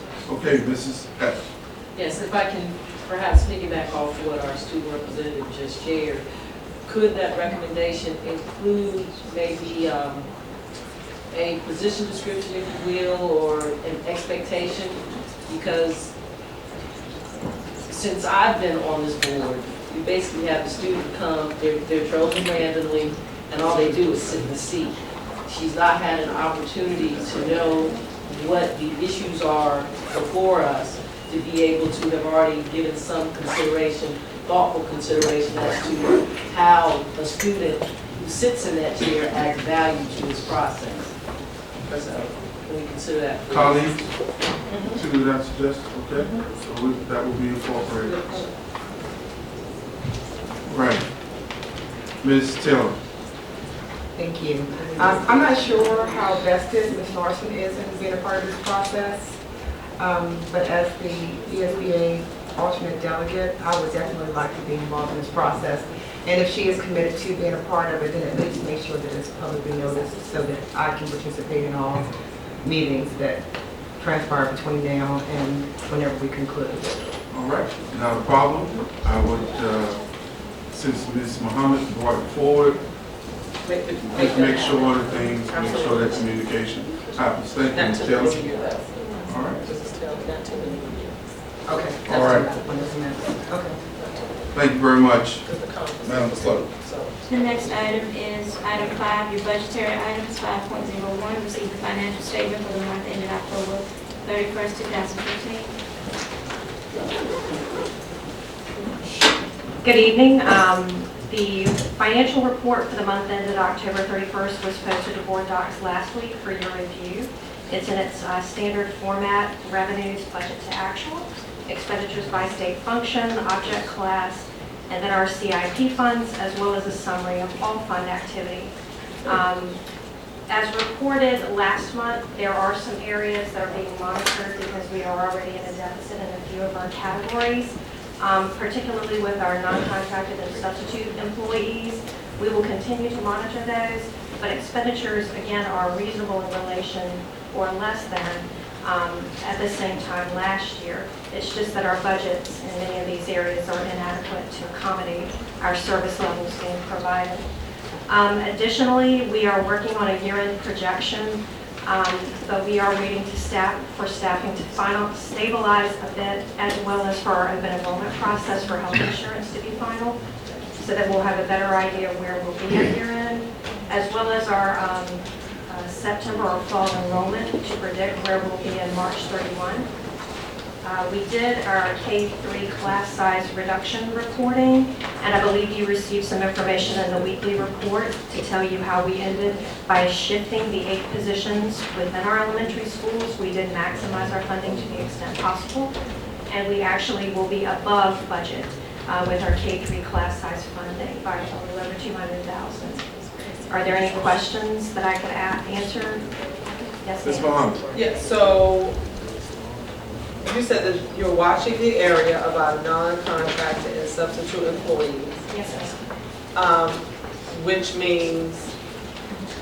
We are monitoring and will bring recommendations in the future should we need to do budget transfers to move budgeted amounts from areas where we predict an excess, maybe due to payroll turnover savings where we have more experienced teachers retire and have replaced them with new Okay, staff. that's what I wanted you to get to. So we just need to tell people not to call in. Is that really what you're saying? No, I'm just teasing.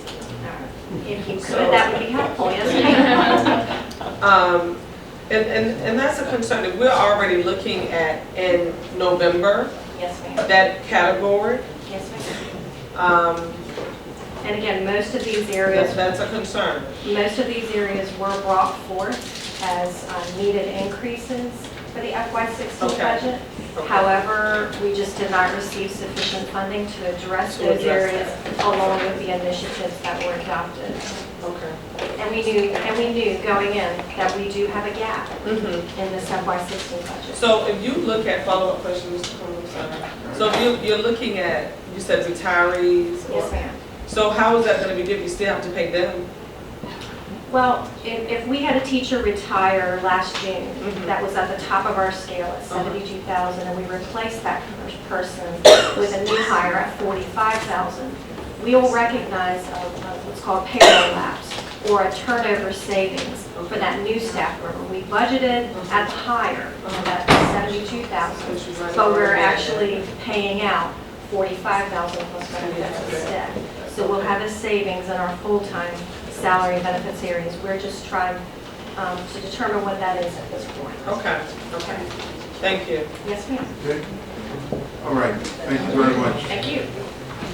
Madam Clerk. Next item is 5.02, receive part 1 of the salary study for instructional staff. Mr. Chairman, board members, colleagues, and the community, happy to be here to present this part to you tonight. It's a long time coming. I think this has the potential to be an excellent item for this budget cycle to help improve morale dramatically in the division. We have with us tonight a salary study that was commissioned, and we're presenting the first part of it. The second part presented at the next board meeting for the unified staff, and we're doing the instructional component tonight. And we have with us from Management Advisor Group International, Carolyn Long, the Executive Vice President, and David Lookingbill, who will present these findings, and then I'll have some follow-up comments for you at the end. Good evening. It's a pleasure to be here. We're going to pull the presentation up on the screen.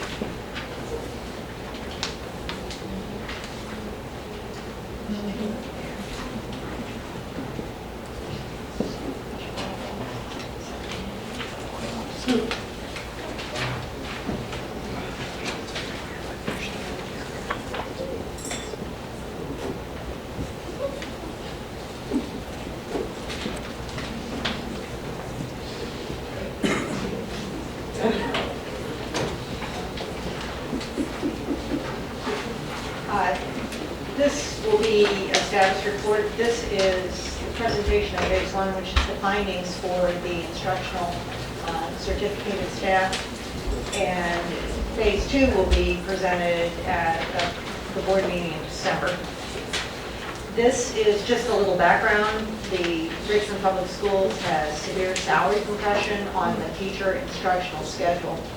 Over the past 8 years, there have been a number of things that have contributed to this, not the least of which have been the impact on the ability to fund teacher adjustments. So it's been somewhat inconsistent through nobody's fault. I mean, we all suffered from the same economic situations.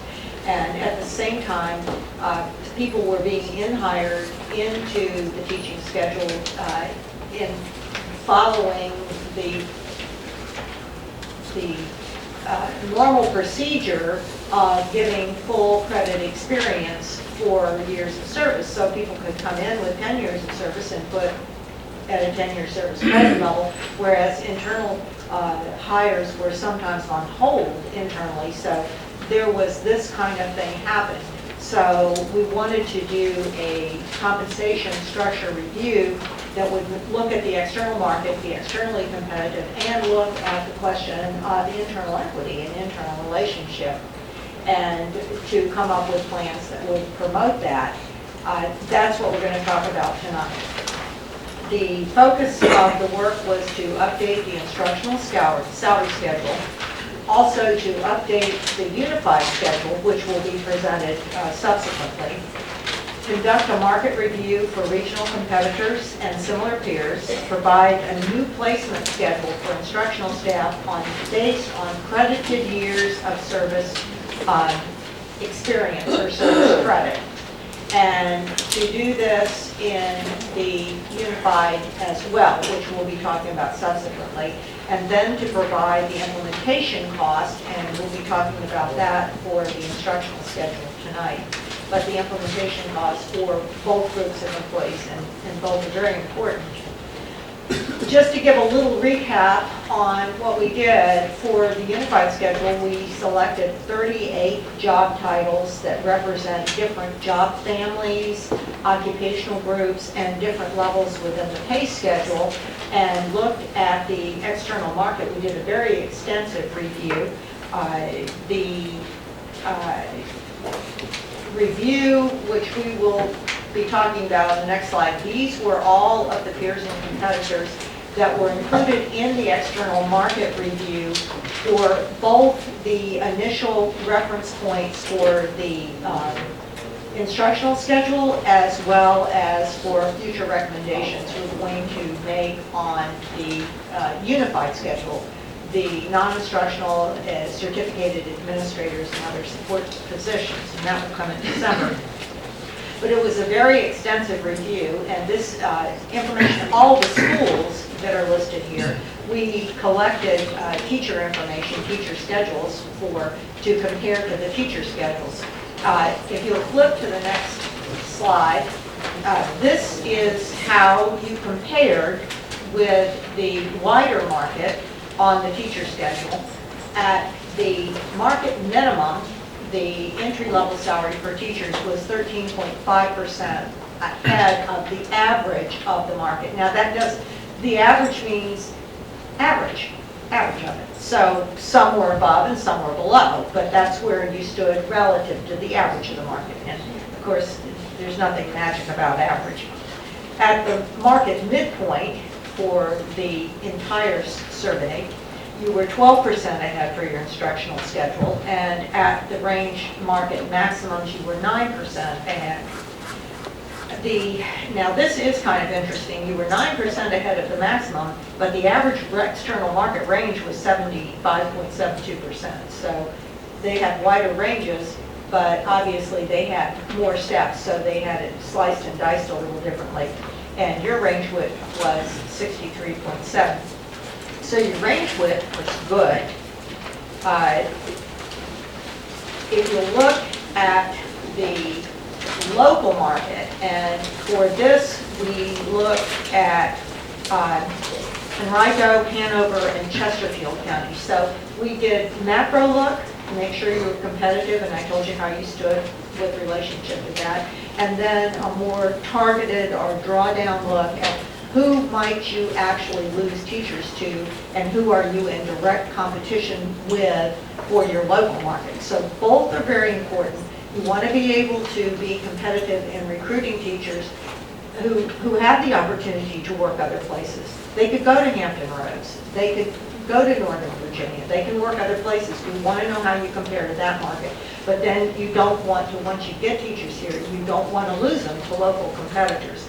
So this table shows you how you compare, and I think this is just fascinating, but I do this all the time, so I think what I do is interesting. But I think this is really fascinating. If you look at your comparative points, if you look at your step 0, and look at the regional average, and this is your local Henrico, Hanover, and Chesterfield, and then look up at what your salary level is at step 0. Then look at step 5. Now 5, 10, 15, and 20, you are doing very well at those, and if you look at the percentages down below, I think that's really interesting too. Look at the 5-year point, or well, step 5, which if this goes forward will be the 5-year point, 0 to 5. You're at 44,525, and the market is 43,748. So where you tend to lose teachers is between the 5 and 10-year mark. But also, and I was listening very closely to the report that was given earlier about the importance of retaining teachers and having the consistency and continuity in your teaching staff. So this is where you really want to focus so that you're sure you're meeting the challenges of the schools. So I think this chart is really just so interesting because it shows you how you compare to your local market average at each of the steps in the ranges. And you do very well with respect to that. You're not quite as, you're market competitive all the way around, and when you get into years, steps 10, 15, and 20, I shouldn't say years, I should say steps 10, 15, and 20, you can see that you're very competitive, and that's exactly where you want to be. You do not want to lose those experienced teachers that are making such a contribution. If you'll flip to the next slide,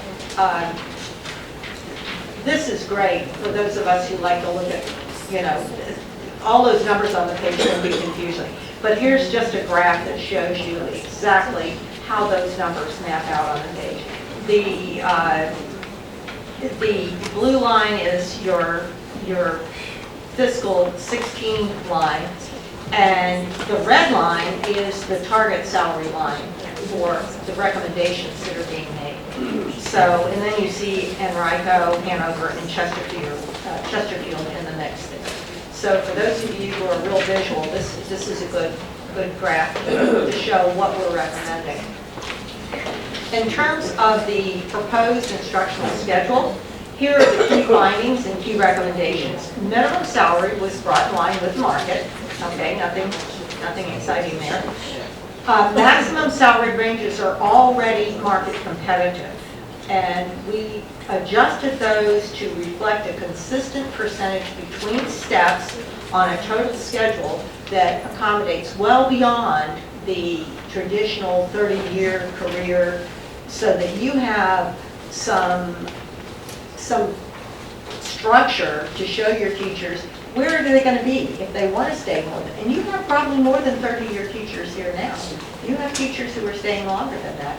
So this, obviously there's no guarantee because no board can bind a future board. But what you do is put a structure in place, and to the extent that you're able to fund that, you can get some stability to teachers so they know what's going to happen. Rather than build in holds or hold steps, because it's not uncommon in school district structures to build in hold steps, but unfortunately, oftentimes those hold steps are built in early in the teaching process when the teachers are at the lowest earning level and the budget constraints are the tightest. So this gives a consistent percentage of growth throughout the plan, and teachers have something that hopefully, if funding's available, they can count on. The implementation date is July 1st for 2017. On the next page, what are we recommending? We're suggesting that you adopt proposed instructional teacher career schedule, eliminates compression. Now this is looking at where teachers, based on credited years of service, if you had this schedule in place, where would they fall?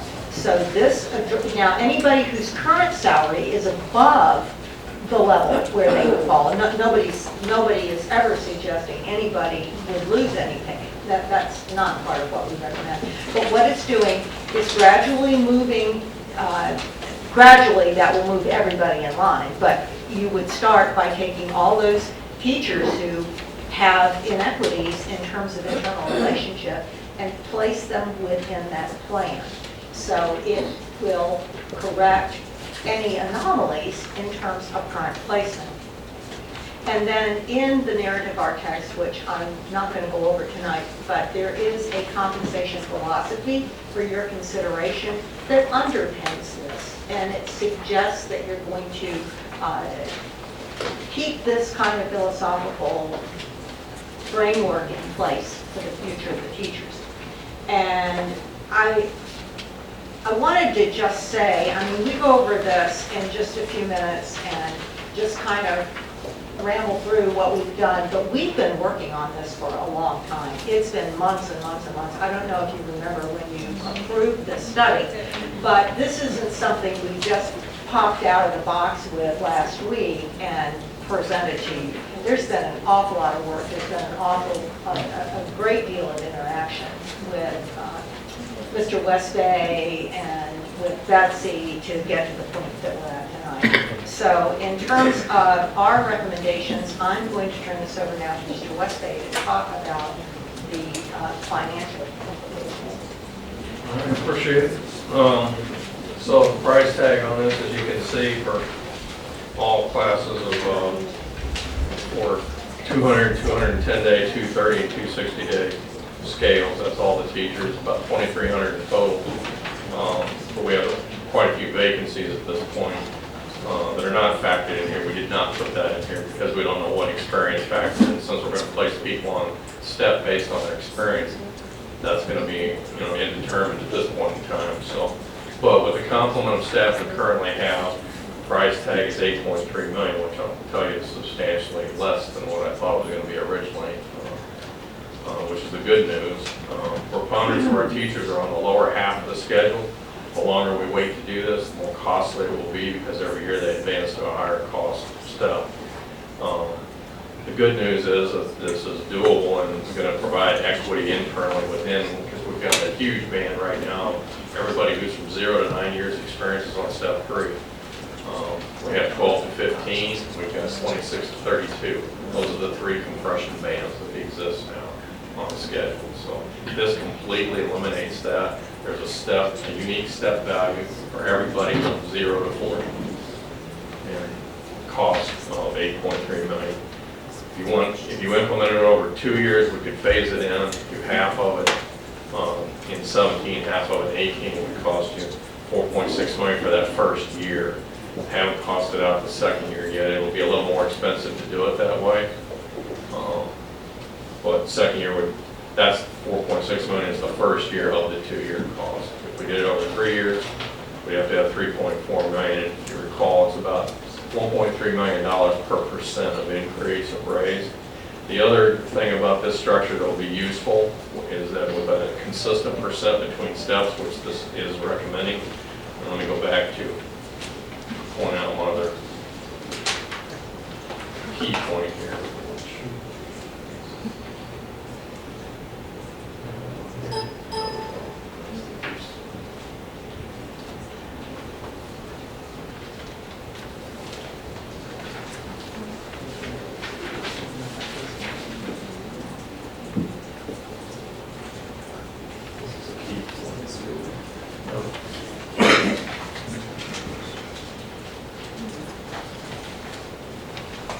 Here's the scale. This is page 20 of the written report.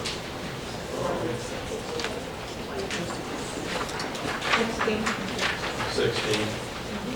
Page 16 of the written report. This is what the scale would look like if it was implemented in 1 year. And you can see that the per diem cost, regardless of whether you're a 200-day, 210, 230, 260, so your length of contract does not affect what your per diem pay is. Right now, that doesn't exist. People on different contract lengths are making different amounts per pay. Well, if I'm a first-year teacher and I'm a 10-month teacher, I should be making the same thing as you, right? It's the same job. We have the same exact identical job. It's just if you're working 10 more days than me, you get a different daily rate. That should not exist. So this corrects all of that. So that's the internal equity piece of this in that regard too. So the other last point I was making was about the 1.28%. This will help in terms of retaining this structure, because the state comes along and says we have a mandate of 1.5, like this year, the 1.5% raise. Well, if we had the 1.28% of steps in there, we could have given them the 1.28%, supplemented it with 0.22% as a cost of living adjustment of this full scale, which keeps the scale integrity intact. And then they get their 1.5% and their step. They're getting their year's credit movement, which is the thing that they dislike now, is that they end up foregoing a year of credit service of movement on the scale. Or we can move them on the scale and the scale freezes, but that's what this structure will also help us accommodate, keeping this structure, the integrity of it in place, if you concur with that approach. Questions? Great. I'm so excited to see this. We've been waiting. And from the sounds of President Hare up there, this is good news. I heard y'all, yes. My only question is, I know this took a lot of work and it's in depth. Did we look at all the benefits and healthcare and that stuff, or is that a whole other animal? Could I just make a comment on that? Having done these kinds of studies for many, many years, what you typically find with school systems is there is very little variation in benefits packages that are offered. They're going to be very similar. You might have another holiday over here, or... Right, well, I was more concerned about health care because the costs have gone through the roof for a lot of our employees, especially families that are childbearing years, and the deductibles are going up. But I know I've been hearing a lot about that from families. So are you asking if we're doing studies, you mean compare how we're Yeah, well, I'm just wondering how, does that factor in, or is that really not a big deal when people are deciding if I'm going to go to Richmond or I'm going here competitively? Well, I think that's one thing we talk about. We need to be able to make sure that when we're recruiting, we can present to the employee or to the prospect what our total package offering is to include the benefits. That's definitely a key component. Sure. One of the issues about what you're asking about and how it ties into this is that many times the utilization of those health benefits differs from employee to employee. Right. So while that may factor into the decision as to whether I'm going to work here or here, it isn't necessarily going to show up in a study like this where, I may be married and have no kids and have been in good health, forever. So, I don't see that as a big deal. But somebody right next to me starting out, maybe planning on having 3 or 4 kids in the next 10 years, and they're looking forward and they're saying, wow, having these healthcare options might be a big deal, but to try and factor that in as how it impacts the total salary, it's very difficult. But to look at, as you're saying, what do these districts offer? Do they offer, 5 options on health? How do they pay a flat rate, a percentage, anything at all? you know, those kinds of things might be interesting to know. They're very easy to find out typically. Thank you. I do have one other question.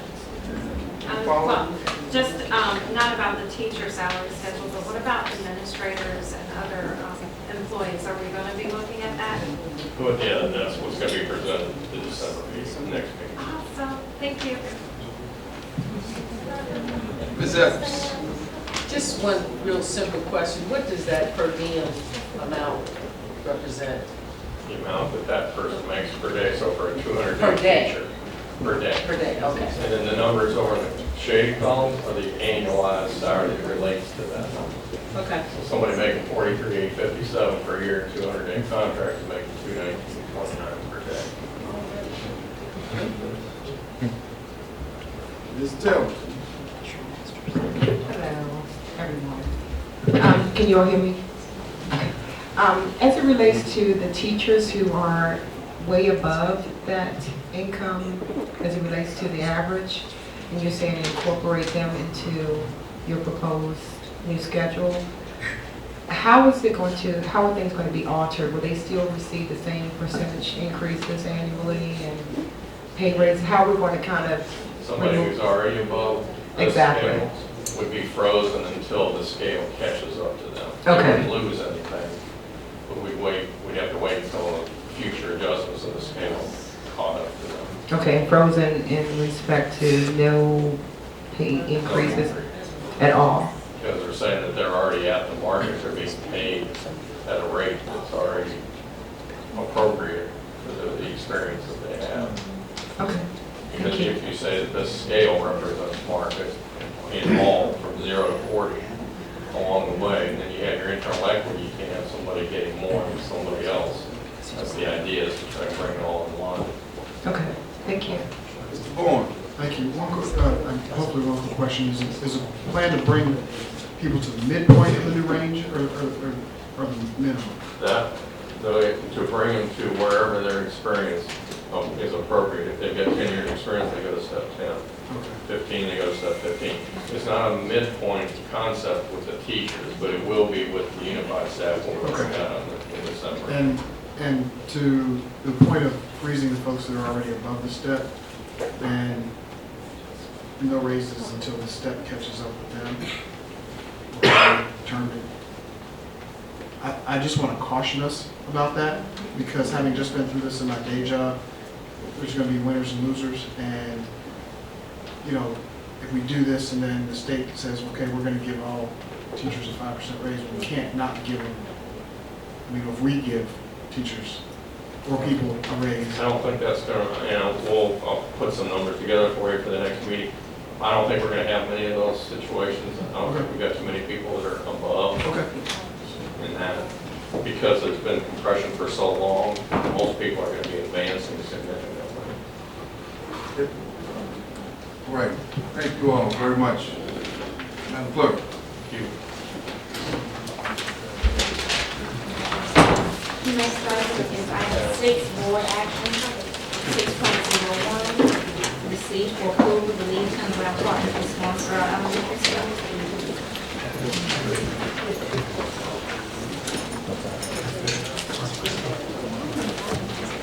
Good evening. I just wanted to bring to you our recommendation for the selection of a lead turnaround partner for Swansboro Elementary School, our newest identified priority school. And I just wanted to go through the process that we have gone through.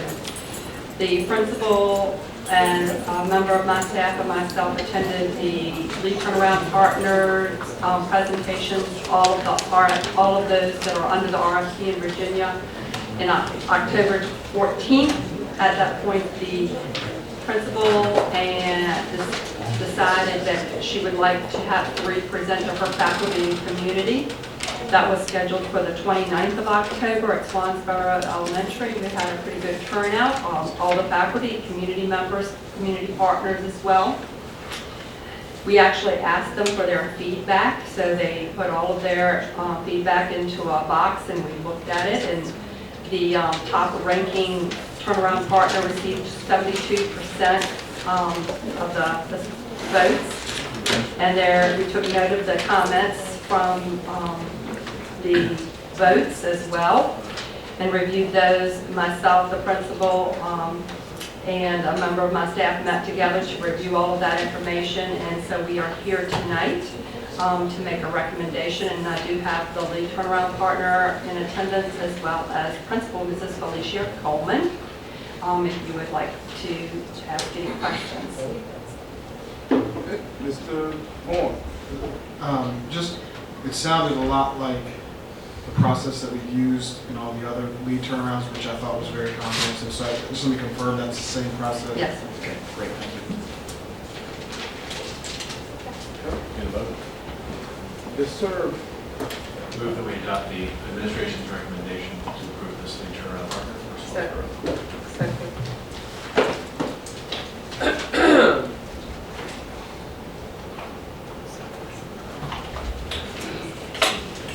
Any discussion? Madam Clerk?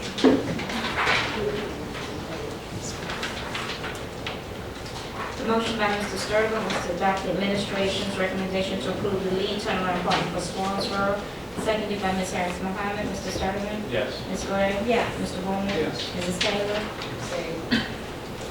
Mrs. Harris Mohammed? Yes. Dr. Jones? Yes. Mrs. Pink, yes. Yes. Mrs. Larson? Yes. Mr. Coleman? Yes. Motion passes 8-1. The next item is 6.02, to receive for approval budget transfers. Good evening. There are two budget transfers on tonight's agenda that do require board action as they exceed $10,000. The first is related to the distribution of IB planning money to fund an IB coordinator position at Chimborazo. The second is to shift funds in the Department of Safety and Security to purchase additional uniforms. Are there questions that I can answer? Sir? I think so. It might already be. I don't know, we can write it 7 times. Have a motion, please. So moved. I have a question. Question, okay, Ms. Evans. You just interrupted, there was a motion on the floor, Ms. Evans. Ms. Evans, go ahead, Ms. Evans. With those uniforms, will we have an opportunity to get uniforms for the custodial staff? I mean, That is an additional area of funding or a separate area of funding, and there has not been a recommendation brought forward from Mr. Cranston Group. That is certainly something that we could discuss, but I'm not aware. if you would possibly discuss it, I think that might cause some concerns. I've known for years that the custodial staff have wanted to go back to uniforms. I think at one point in time, they did wear uniforms with those steel-toed shoes. So, if we Thank you. consider that. Thank you, Ms. Evans. Okay. All right. Still? No, we didn't do it. No, we didn't. I did. But we had not properly acknowledged, point of order, Mr. Chair, we had not properly acknowledged that there were some questions before we moved that quickly. Thank you, Ms. Evans. We have discussion, we still have discussion on the motion. The motion exists. All right, okay. We have a motion, it's been second. We're now operating in discussion. Ms. Taylor. Thank you. In regard to the $8,000 that for the expenses incurred for a temporary employee, page 3 of 7. Yes, ma'am. Were we already budgeted for that, being that is this person filling a vacancy for a, well, for lack of a better word, FDE position? So we're just trying to figure out the need to transfer for a temporary employee. This actually covers a non-contracted clerical position in curriculum and instruction, and it is being moved from a different work, non-professional services. So no, we did not have sufficient budget to cover this part-time position. That's what the recommendation was put forward. for the transfers. Okay, is this going to be taken into consideration with the upcoming budget to make sure that Yes, we have ma'am. proper funding? Yes, ma'am. Again, we brought forward a number of funding increases that we just didn't have the ability to fund, or we as a board didn't have the ability to fund with available resources. This is one of those areas. Okay, and also, I guess it would start on page 6 of 7, area number 10, under superintendent.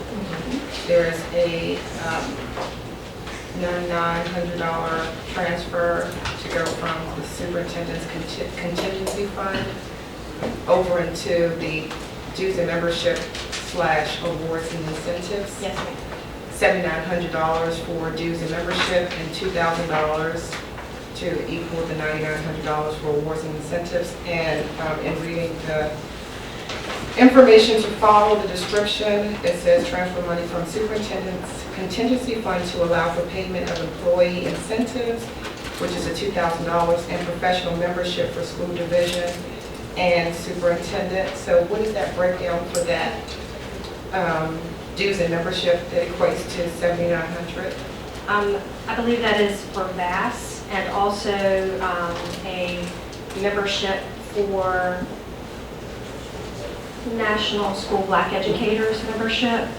That's alone is $6,000. Who? The Virginia Superintendent. A very expensive organization. And his contract calls for being a member of these organizations, and so that's what we're doing. The budget's not realistic as it was adopted. It does not accommodate what his contract's requiring him to do service in the division. So that's all this is doing, is taking money out of that contingency center. It shouldn't be in contingency, it should be in the line where we know we're going to spend that money every year. Okay, and those corrections and adjustments will be We made? will suggest those corrections in the FY17 budget, yes, ma'am. Okay, and where we are to date, there's a total of $185,000 in the contingency fund. Can we get a breakdown? I know you just sent us something that includes it, but I didn't see the specificity. I didn't see the specificity to this type of breakdown with the VAS and the... Right, we had not brought this forward yet, so it was not included in the summary that we provided earlier, but we can provide an updated summary. Perfect, thank you so much. You're welcome. Okay. Madam Clerk? The motion was made by Mr. Boone and seconded by Ms. Harrison Hyde to approve the budget transfers. Mr. Sherman? Yes. Ms. Gray? Yes. Mr. Boone? Yes. Mrs. Taylor? Yeah.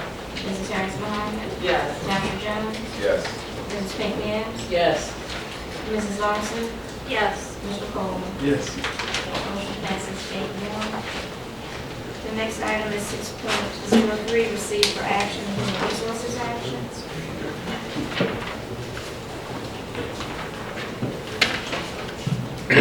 Human resources actions for tonight include actions for approval, the nomination of 10 employees, the change of contract for 12 employees, the transfer of 12 employees. Actions for information include the resignation of 5 employees, the name change of 1 employee, the termination of 1 employee, the reappointment of 2 employees, 6 employees who did not fulfill teacher licensure requirements, and the non-contracted employment of 46 employees.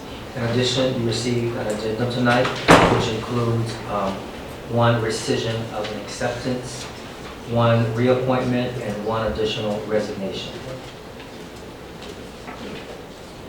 Right, items closed. Okay, this question now, Ms. Steps, followed by Ms. Muhammad. Yes. I noticed on this this HR report that there is a lot of movement with transfers, and some individuals are going from elementaries to high schools, they're coming out of high schools going to elementaries. I understood the process to be that there was a difference in pay. Is the pay going to stay the same for these transfers? Yes, that, if I'm looking at it correctly or thinking about what you're asking about, that would be due to the leveling initiative, and the pay doesn't affect their pay. Okay. Ms. Muhammad? Yes, specifically this one is special education leveling is what you're seeing tonight. Okay. Ms. Muhammad? And that's what I was, my comments and questions was directed into that. Why so many special ed teachers moving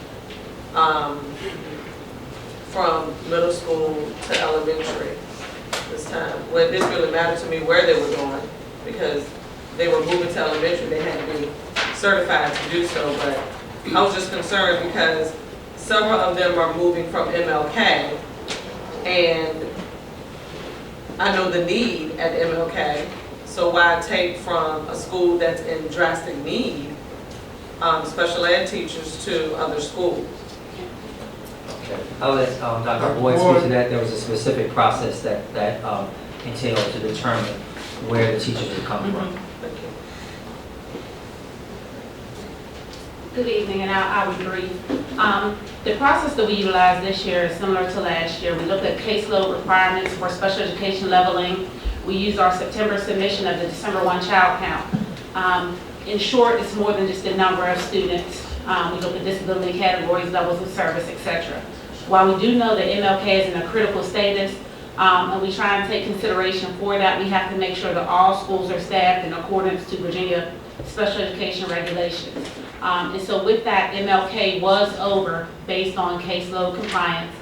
We did provide a memo that you see here in front of you to all principals who are losing staff, explaining the process. We also conducted a frequently asked questions session, and we held it at MLK, whereby a number of MLK teachers were present, afforded them the opportunity to have questions about the process, and also sent out subsequent information regarding the schools that were available for them to move, what type of endorsements, things like that, trying to make the process a little bit easier. Ms. Mays joined me at the Q&A session to answer any questions that folks had, and HR really worked closely with persons to try and make it as conducive and present as little hardship on folks while also maintaining fidelity to the process. So we explained to them about volunteering, about not volunteering, and different things like that so they can make informed decisions. I'm good. You answered my question. Thank you. You were looking at caseload and then disability status. Okay, thank you. I appreciate it. Thank you very much. Thank you. Well, okay, let's celebrate our student and allow her to...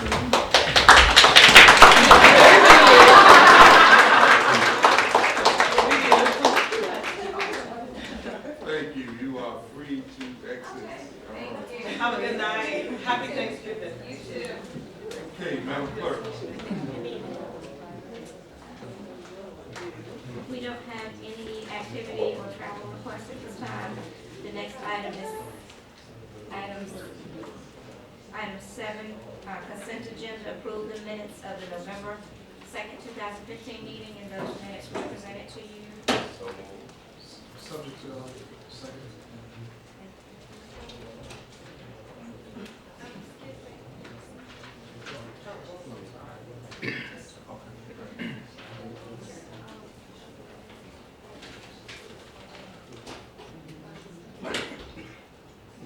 We're still waiting to get information back.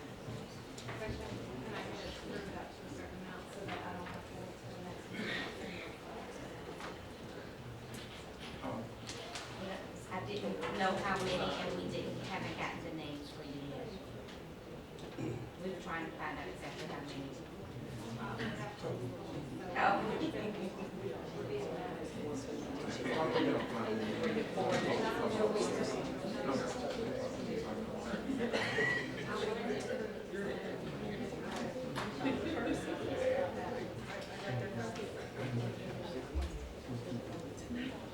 Okay, colleagues, we have a... Yeah. Okay, Madam Clerk, would you explain to us what's going on? Ms. Larson and Ms. Gray had requested information on the Teachers of the Year in their district so that they could send them gift cards of $50. Mr. Coleman had asked that we get a list of all of the teachers, and we are still waiting on that information, which is why we had not brought that request forward tonight. But Ms. Gray is asking if it can be approved tonight for her district. She has 3, which is approximately $150, and Ms. Larson, I don't know how many you have. It may not Larson. I have 6 schools in my district. So you have 6 people. So it would be $300.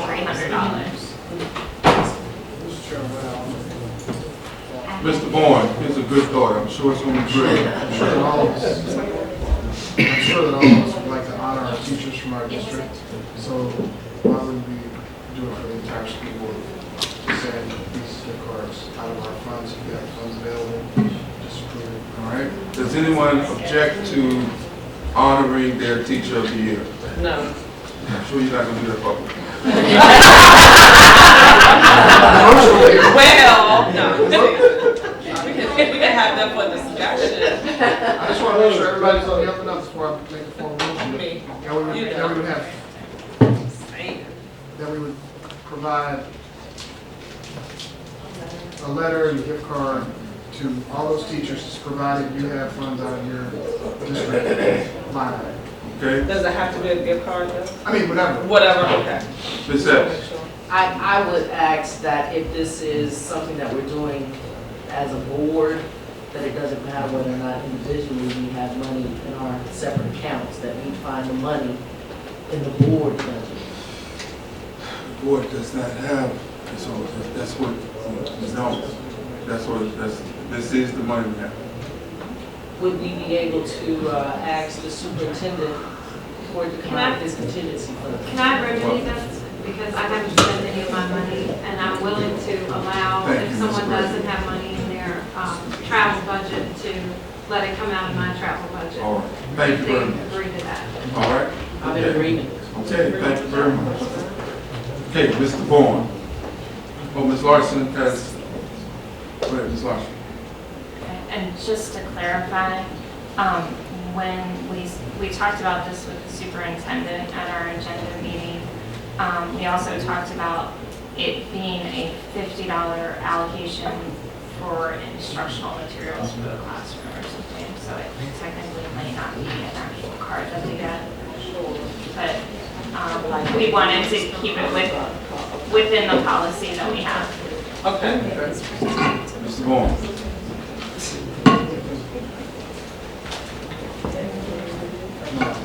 I would move that we approve allocation of $50 per teacher of the year in all the districts, all schools, consistent with the recommendation of the superintendent to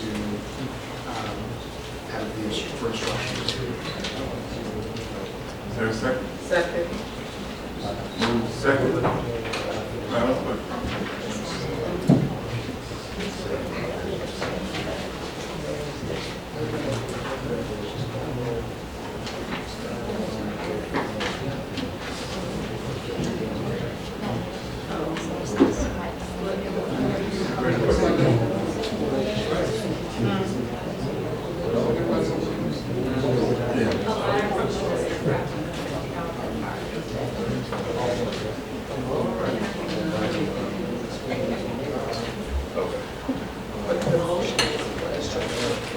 Okay, just what you said.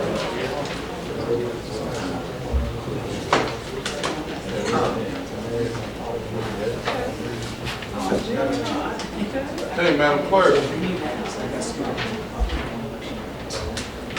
Motion was made by Mr. Bourne, seconded by Ms. Harris Mohammed, that all board members will allocate $50 per teacher of the year nominee in their respective districts, and a letter will accompany the gift. Mr. Sturtevant? Yes. Yes.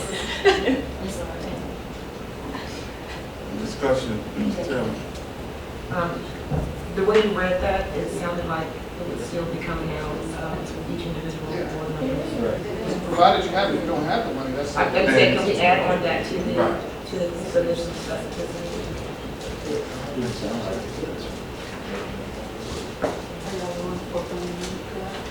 I guess it isn't to She address. already said it. She didn't write it right. Ms. Gray already said that. Okay.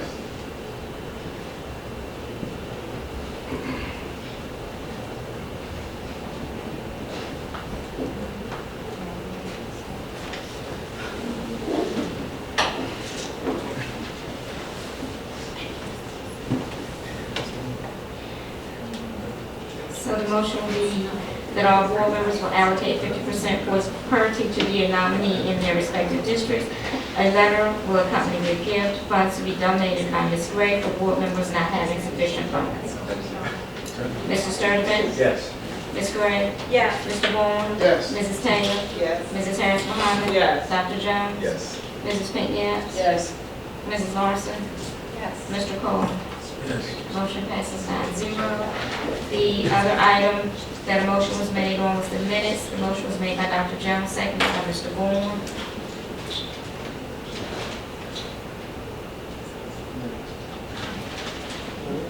Mr. Sturtevant? Yes. Ms. Gray? Yes. Mr. Bourne? Yes. Mrs. Taylor? Okay. Mrs. Harris Mohammed? Yes. Dr. Jones? Yes. Mrs. Pinckney? No. Mrs. Larson? Yes. Mr. Coleman? Yes.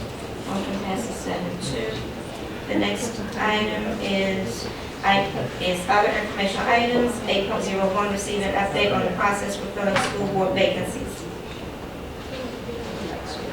Willie? Thank you, Mr. Chair. Board members, you will hopefully recall that you received, or you hopefully received, via email a memo regarding vacancies on school board that was sent out on November the 5th. It gave an overview of the applicable law as well as the process, the suggested process for the interim appointment. Go ahead. So you have the memo. What I brought before you tonight is a suggested actual timeline, filling in the dates for filling in the vacancy. I would add that in your memo, in the memo, you probably noted that I indicated that a special election was not required to fill the seat, and that is the case. However, the board, I want to make clear, just, and all, just make sure you're aware, the board still has the option of petitioning the court for a special election if you choose. And I have information regarding how that can happen if the board chooses to do that. But in the past, the process has been for the board, in instances where a vacancy has occurred, to make the interim appointment, which is your right to do. And so what you have in front of you is the suggested timeline for filling the vacancy. It actually, it starts with the January 4th issuing the public notice that you all are requesting the resumes and interest letters for the seat that would be vacated. And this is predicated upon the fact that Mr. Sturtevant will be in his seat until he takes the oath of office. And we've been advised that that date, and this was from the registrar's office, for taking the oath of office is January the 13th. And so you'll see on the timeline just basically due dates for the candidate information, suggested to be January the 19th, for an opportunity given for board members, because you're going to have to interview the candidates, to participate and ask, develop questions to submit to the clerk for the interview. And I would suggest that you consider setting some parameters around that, whether it be 2 questions per board member, and or what the subject of those should cover. You have your special meeting for the, suggested again, special meeting for the purpose of interviewing those candidates.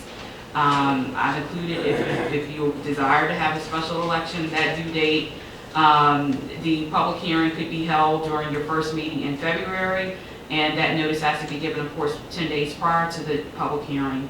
And on February the 16th, you would vote, if you follow this schedule, on your interim appointment during your regular board meeting. And then the candidate that's selected would take the oath of office immediately after, well, it could be that day, it could be another day that's scheduled shortly after that date. All to be done and completed by your due date of February the 27th. Again, that's based on a January 13th vacancy.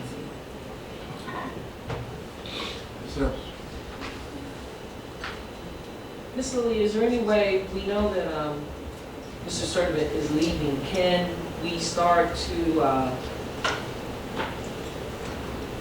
can we do a public notice now and start to receive these resumes and maybe move this timeline even up such that the individual is not here in February, that closer to the January date of Mr. Sturtevant leaving, we can have that person on the ground?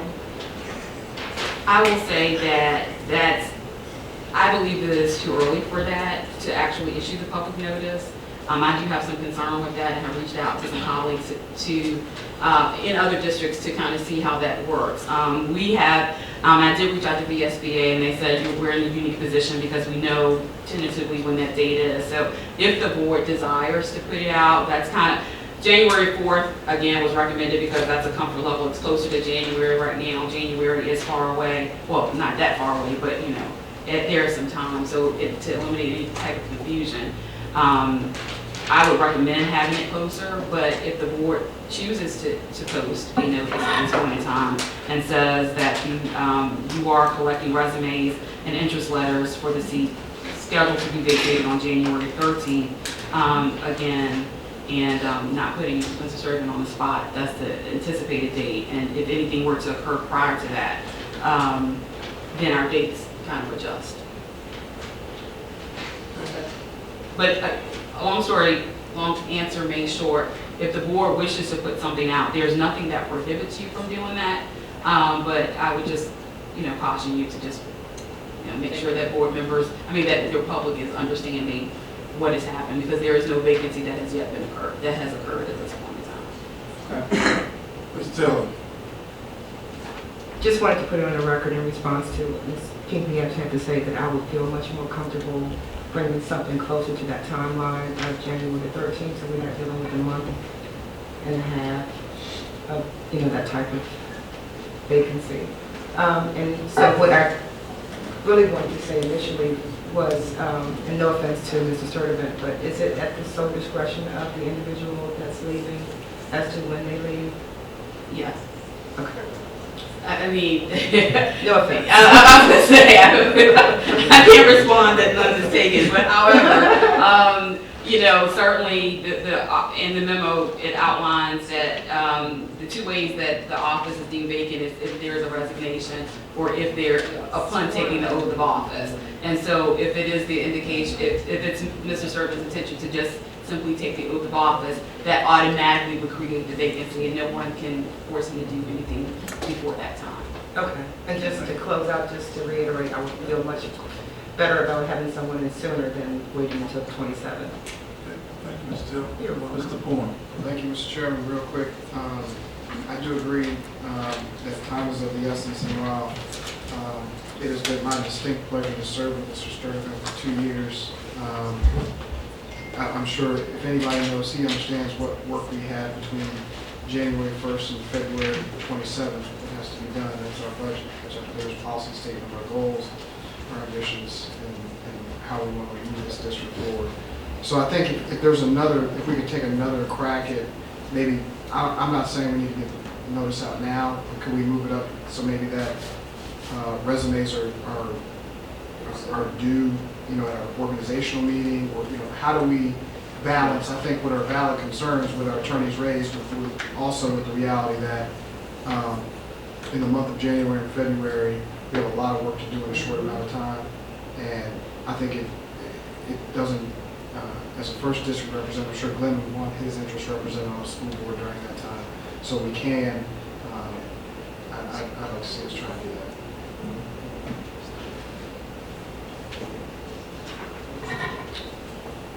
Okay, let me express what I'm hearing. I'm hearing there is some level of consensus around,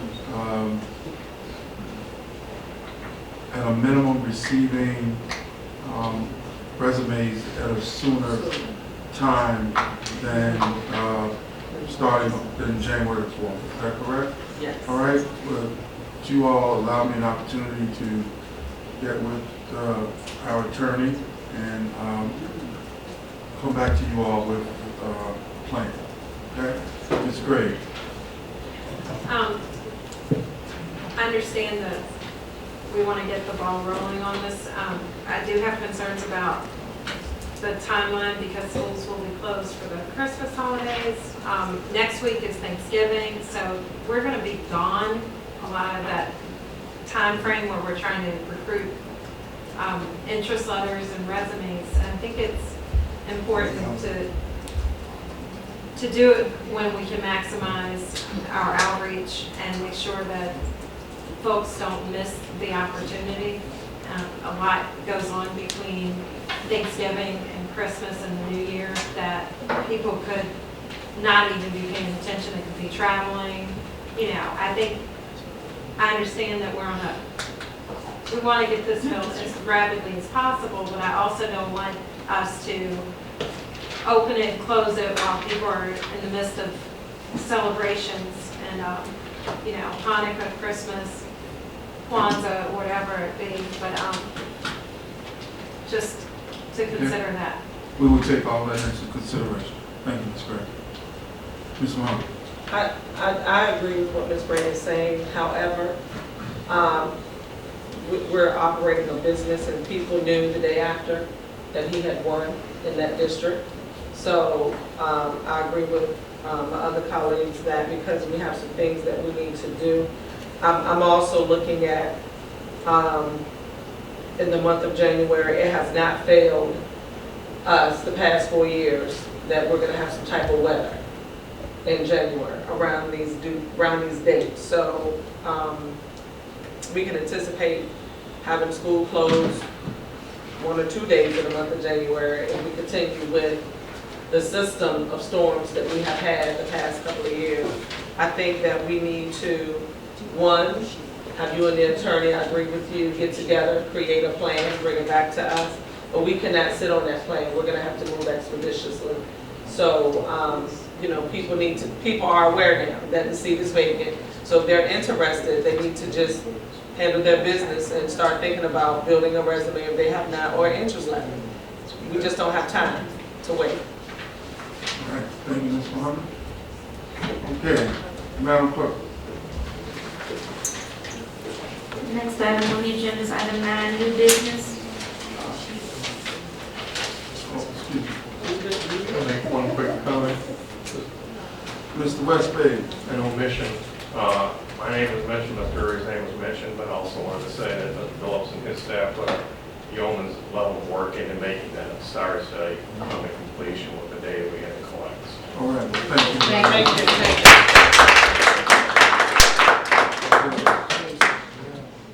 All right, any new business? Seeing none? Madam Clerk. Okay.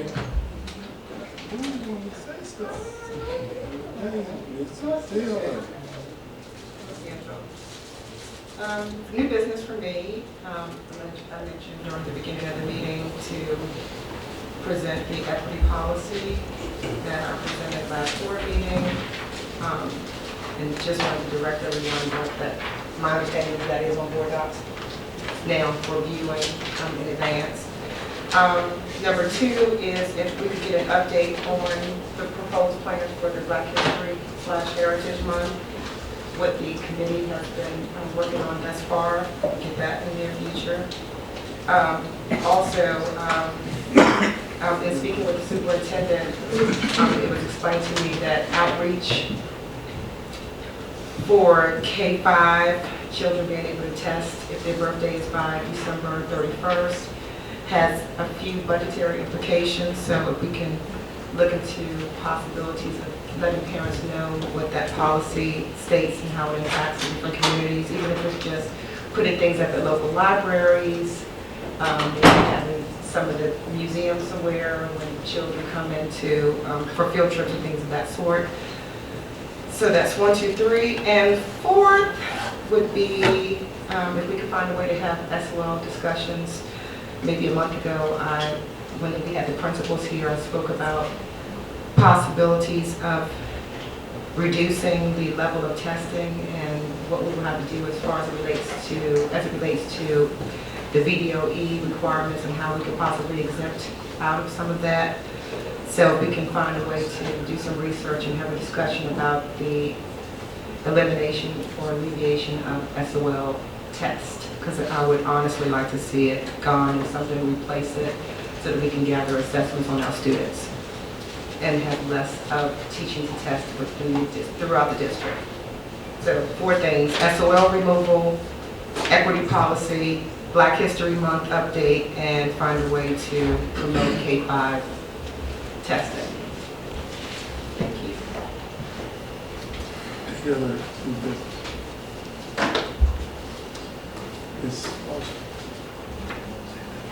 I know we just got done talking about the procedural stuff related to Mr. Sturtevant's new position, but I just wanted to publicly congratulate him We were at the city council legislative agenda meeting today, and it felt a little surreal to have Glenn sitting with us still on the school board, but know that in 2 months he's going to be moving across the street and working in a different capacity. But I've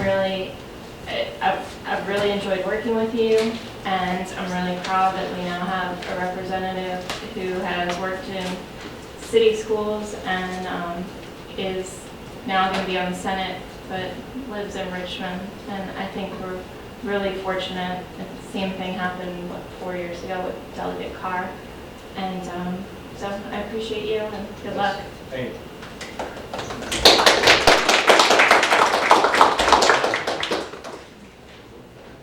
Any other new business? Okay.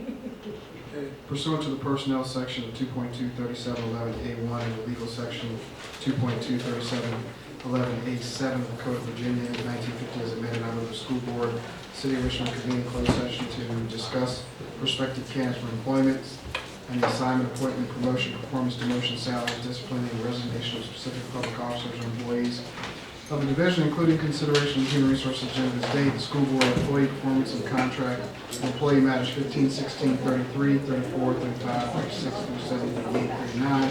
2, consultation with legal.